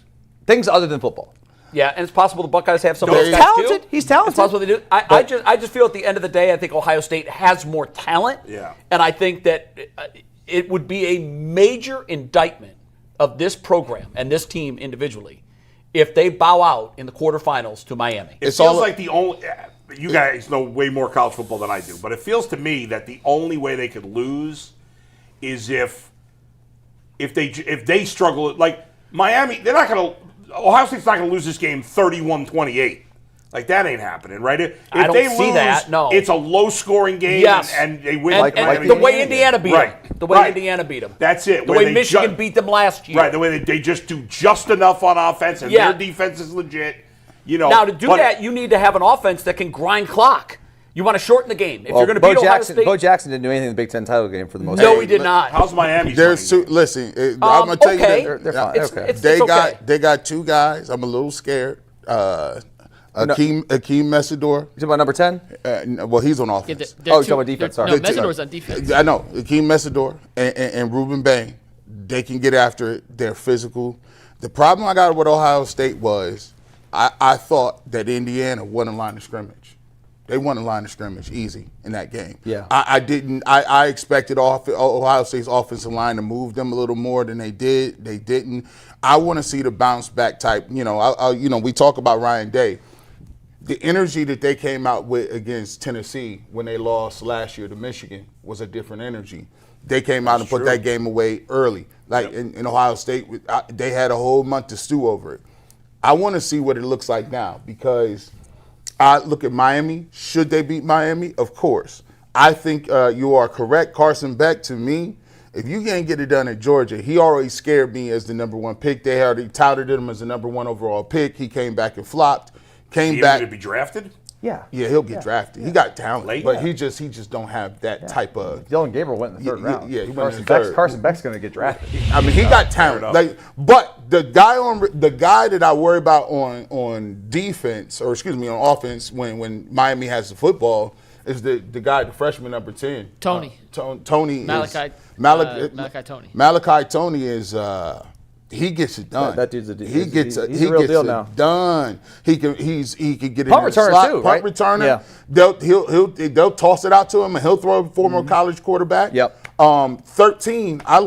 He's a big receiver, strong. They don't got too much, but and then Moaga up front is obviously Francis Moaga is one of the linemen we might be talking about in the draft. But should Ohio State have more talent to win this football game? Yes. I don't think Miami has enough offensively to keep up with them. 2 more things that come to mind that excite me about this game. That give me they're like changes. I think Hartline's going to be on the field for this game, and not calling the plays. Yeah. So he's going to be. He won't have to. I think he'll be able to get in the ear of the players more. Carnell, Jeremiah, the whole deal. Last dance. Yeah, yeah. And the other thing is 5 times in the Indiana game, Julian Saint was sacked, holding on the ball way too long. Yeah. That was the best defense he's faced all year. So he's seen that now. This is his first experience, first taste of the college football playoff. I want to see him, and this is on Ryan and Brian to get him to get rid of the ball quicker. That clock's got to be up. You can't have the Shedeur clock tonight. Yeah, you better speed it up. Hey, a lot of zone coverage. Yeah. Indiana did a lot of zone, and I think that slowed him up a little bit. I wonder if Miami comes out and says, okay. Indiana confused him defensively. Big time. Yeah. Their defensive coordinator is awesome. Oh, he is. very Dustin, good. how does Miami's defense, and specifically their front, is compare to Indiana? very similar. Okay. Very similar. So it's going to be it shouldn't be a cakewalk, this game. This is not a cakewalk. No, you're in the spread's too high. semifinals. The spread's too high. Too high? Yeah. Well, no. What is the spread? 9.5. But I think that is I high. think this game, like if Ohio State gets out to an early lead, They could pile it on, it could right? be the easy cover. But if this is a tight ball game at halftime, we know that we've got a freshman quarterback, we've got a coach that can pucker a little bit under pressure. We've seen that, and I love Ryan, but I hope he learned from that Indiana those two fourth down decisions. Yep, I know. All right, guys. That game's at 7:30. Before we get to our next topic, once again, hit the like button, hit the subscribe button. We're going to bring Corey out for Super Chats in about 10 minutes. First, we have some New Year's resolutions for the 4 teams that we cover here on the Ultimate Cleveland Sports Show. We're doing one from a team perspective, one from a fan perspective. We'll discuss it very briefly, and then we'll move on. But Jay, you're up first. I like this. With the team perspective New Year's resolution for the Cleveland Guardians. Yeah, and then I have the OSU for the fans, right? Yeah, you can do both at the same time. Okay, yeah, I'll let's be get quick. your 2, yep. For the Guardians, spend some damn money. It's 2026. Open the checkbook. I know we're getting ready. We got a lockout coming in 27, and there's a lot of uncertainty and all that nonsense. Good. If everybody else is inactive, what does that give you an opportunity to do? Be active. Nobody else is signing anybody. Fill the void. A friend of the program, Matt Collig, he's a billionaire now. How? His story is very simple. He said, I was in home improvement. And in 2008, the real estate market and the economy completely crashed. And all of my competitors stopped advertising. And I filled the void. I advertised everywhere. Local, national, #1 home improvement company in the world. Yeah. There's a void right now in Major League Baseball. Teams are sitting pat. They don't know what to do. Oh, the lockout's coming. Okay, players still want to sign contracts. Spend some money. That's my New Year's resolution for the Guardians. For OSU fans, realize there's a lot of other good programs in college football. My beef with Ohio State fans is we're entitled. We expect to win every single year.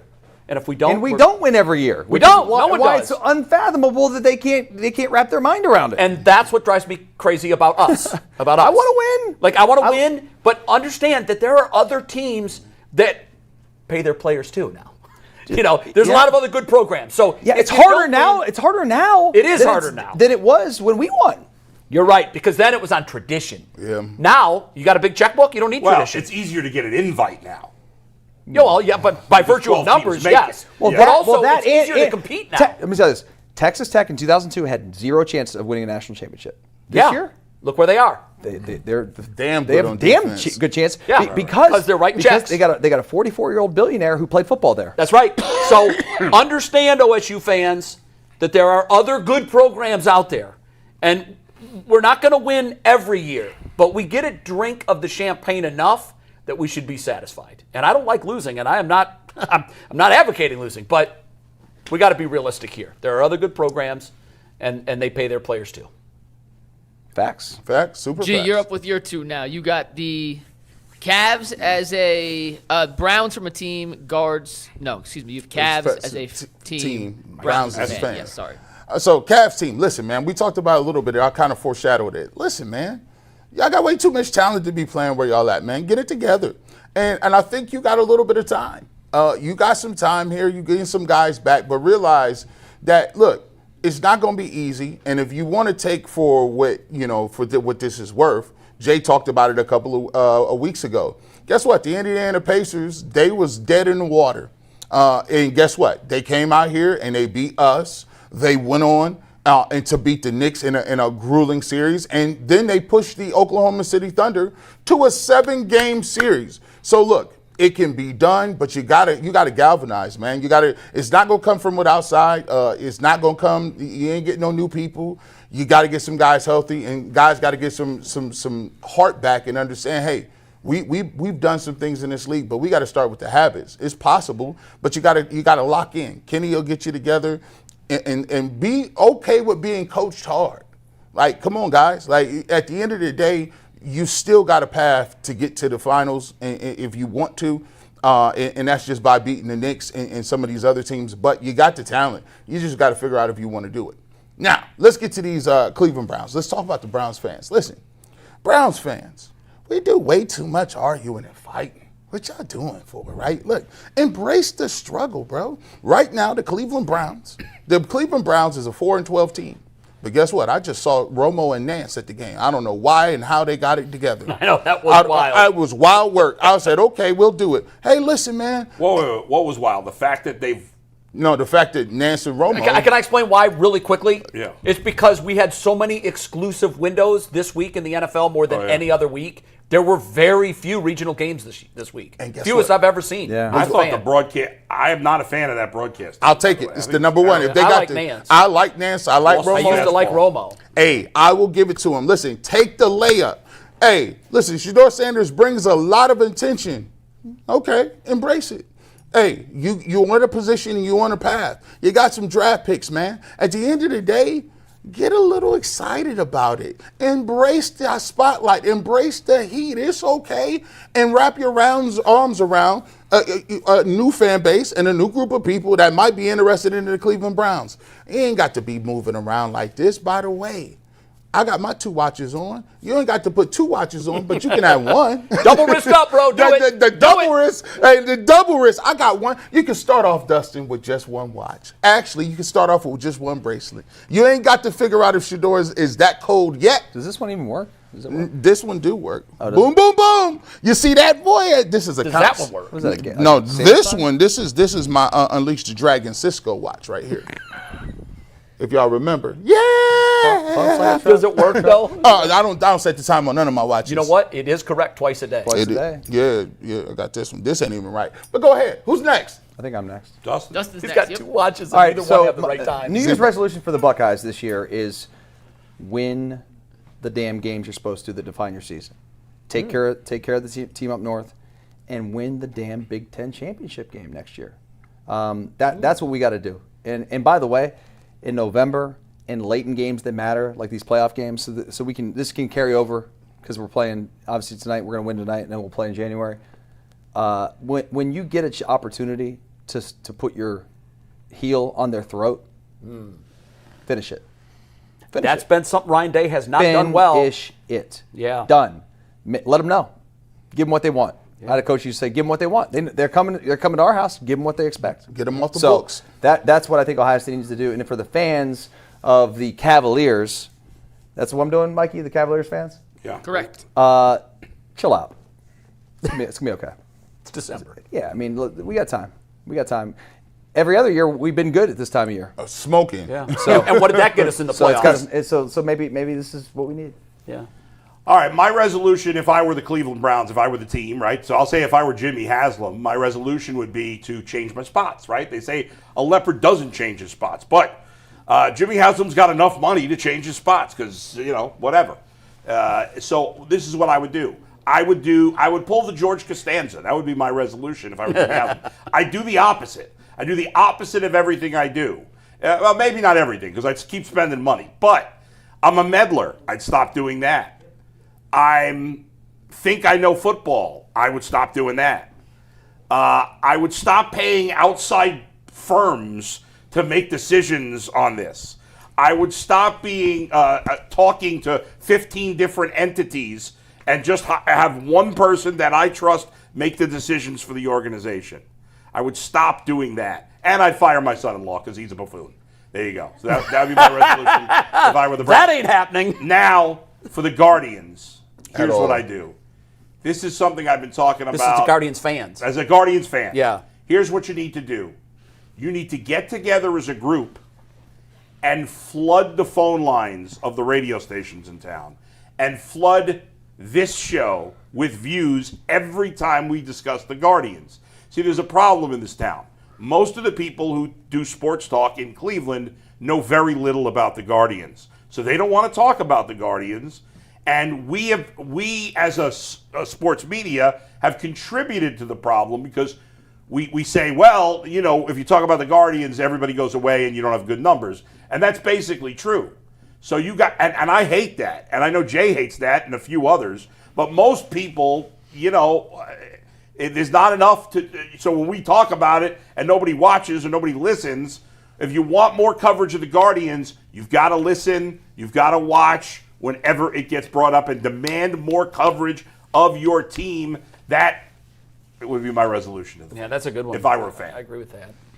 Yeah. I like them all. Those are good. Yeah. All right. Mm-hmm. All right, Mike. All right, let's bring Corey and let's do some Super Chats, guys. If you don't already follow us on social media, what are you waiting for? You get some extra UCSS content on your Twitter or your X, whatever you want to call it, your Instagram, on TikTok. We got Reels. We had multiple Reels and TikToks this year to over 1 million views, so shout out to Luke Becker for putting those together for us. If you want more UCSS content that isn't between the hours of 11 a.m. and 1 p.m. on the East Coast, then follow us on social media. There are the handles on the screen, at Oakley Sports and at Ultimate Cleveland Sports Show on TikTok. Now, Corey, before we start, This is a big surprise. I don't think you expected this today, Yeah. kid. It's a dream for me. It's a dream. how does this Welcome to the panel. How does this work? We got to get this don't work in our community. So I got to ask all the white folks. Is it still on? Is it still on the bride's family to pay for the wedding? Is that a thing still? Is that because you asked a more awkward question, G. It's just a little traditional. Yes? It's just a little traditional. Yeah, I mean, that's a tradition. I love Hey, ask G. Dustin. He just got married. That's crazy. And listen, I paid for my daughter's wedding, and that wasn't just a wedding. That was like the Princess Bride wedding. How many people at the wedding? What are you guys inviting? We're looking like 100, but it's a that's West Coast not wedding, so we may have 70. That's the who way knows? you do very it. manageable You number. got to really That is want to very come out there. impressive because that's the sweet spot in my opinion, and it's a hard spot to get to. I feel like you got to have a really small wedding or a really big wedding. Yeah. It's hard. For 100, there's some serious cuts that you got to make. Yep. And that's tricky. So good job by you guys. Yeah, it's been getting tough that for number. them. That's a But the number. good thing is, though, I think they realize that he's been East Coast based his whole life, and most of his friends are Right. East Coast based.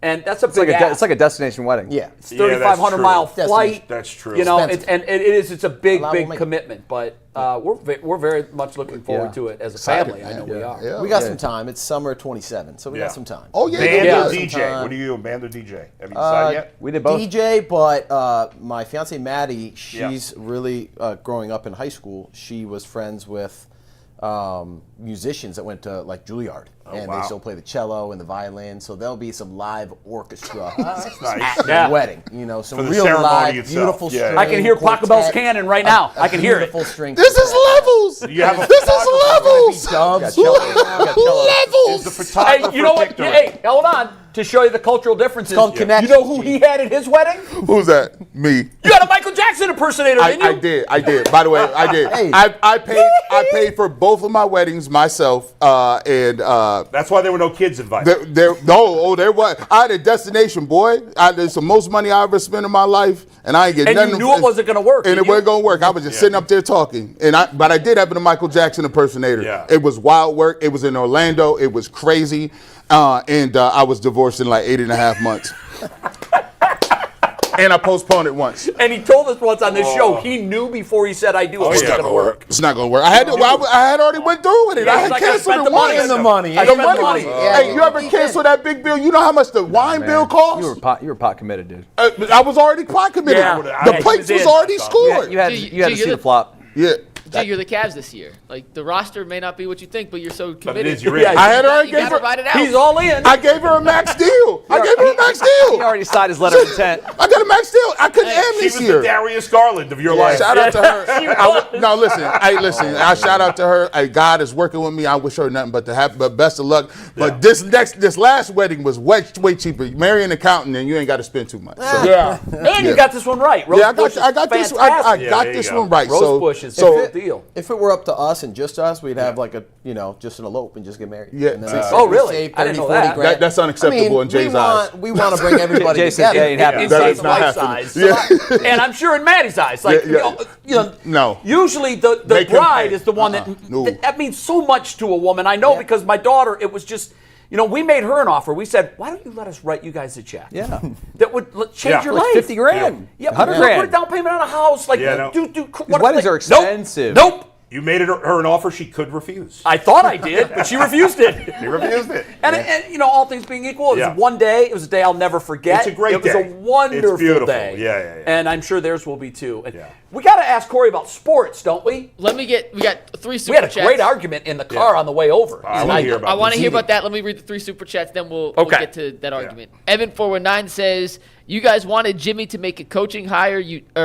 People who wanted Jimmy to make a coaching hire don't complain now about who he interviews. You get what you wanted." That's true. Pranav Karode says Arch Manning is still in play for the Haslams. They have to trade back to get extra 2027 picks to get him. If that process doesn't matter, if that process happens next year, Stefanski could stay. And last, Ronaldo Archer says very few quarterbacks could succeed behind this horrific offensive line, pathetic wide receiver room, and this dysfunctional organizational structure. That's true. I was the I like that argument. he said very few instead of none. Yeah, I because agree there with would that. be some that could make a Yes. difference. Yes. You think Josh Allen would have us in the hunt? I think they would definitely, like, if you played the season 100 times, way more of those times you'd be in the hunt with Josh Allen. Yeah. Not every time. That's but way all we more. want. We want to be in the hunt. Yes. What's all we the are. argument you guys had in the car? I called him a Shedeurian. Yeah. He got hot about that. How does that happen? He got hot about did that. it happen? Well, because he is. He was saying he was using the argument, that it's a that common name's argument that taking I've off. heard. It's like this was his point Browns was fan. he's got the best stats of any rookie quarterback. And I said, have you seen Chuck play the last 4 weeks? This boy is tearing it up in New Orleans. He won 4 in a row. Prior to and I last said, week, he led in call every him category. up. Like I Prior haven't to looked at last Chuck's week, he led stats. in every I don't category. know. But he Well, by the called way, him up Jackson and he Dart said, has well, 22 okay, so Chuck has They 9 were- touchdowns. Jackson Dart has 22 touchdowns and 5 picks. Let's just stop the. Yeah, listen, I didn't even bring his It name was into the since argument. Shedeur has become a starter from that point forward, he leads in yards per Yeah, attempt, which would be the yards, last completion 7 percentage. games. Yes. That was his argument. His He argument also was has Wow, twice Chuck as many has turned it up. interceptions But and less yeah, starts Jackson than Jackson Dart. it brings up an interesting point, which probably we don't have enough time for it here. But if we were to have redraft just the quarterbacks right now, what order would they go in? Shedeur's top 3. No, he's not. I don't think No so. doubt. No, he's not. No, Number Tyler 1 is Shuck. still going to be number 1, And then you're going to have probably Dart number 2 and Shuck number 3. How did they draft? How were they drafted? Exactly in that order. I just saw in the watch the New York Post. New York Post talking about they trying to draft the quarterback. McNuggets, what's wrong with y'all people up there? No, they're not drafting. I'm just saying. No, they're not drafting a quarterback. They will not draft a quarterback. Whoever was smoking crack said that. I want to hear from Corey because he's not here with us every day. Corey, why do you think if it was a redraft, Shedeur would be guaranteed top 3? Who does he knock out? I retract the 3. But we took him smarter than his dad is. When his dad makes a dumb statement, he doubles down. And Corey backpedals. I like that. This is, and as a collegiate coach who gets athletes for 4 or 5 years and they develop and they change a lot. I mean, Dustin knows, you change a ton from your rookie season on, especially in the quarterback position in the room. And I use my eyes. I don't look at stats. I just watch the game. And he looks like the part who could develop into a good quarterback in this league. And we don't need an outstanding Josh Allen. We're the best defense in football, one of the best defenses in football. We can get after it. We're in every game. I think we're 0-6 or 1-7 in one-score games this year. So it's not like, Yeah, but we've also been blown out a lot this year. Yeah, but the Chiefs last year 6-0 one-score games. Yeah, and this time they can't win. If we just have a competent Corey's main argument was that. Corey's main argument was that right now. No, that Crawford right there. This is new younger Crawford. Oh no, I knew you like that. Come on over here, young Crawford. I like this Jedi. Way more reasonable, this guy. Right, yeah, this guy. This is year 1. You gotta. But you gotta say the same thing for the other rookies. You gotta compare him to the other. And you know what? In defense of Corey, he said, "I'm not done with Dylan Gabriel either. We don't know yet." And that's fair. I don't think most people have a problem saying Shedeur has shown potential. Yeah, I agree with that. If it works out that they're not going to take another rookie, I'd rather see him play next year than Mac Jones, for me. I would too. Or some other washed up veteran. Now, I think that it's going to be Deshaun Watson. My beef is with the people who say he's definitely the guy or he's definitely not the guy. I think that's silly. I think that's the smart play right there. We don't have enough hay in the barn to know if he's going to be a franchise quarterback or to know if he can't do it at all. Yeah. But there's a lot of growing evidence. Happy New Year!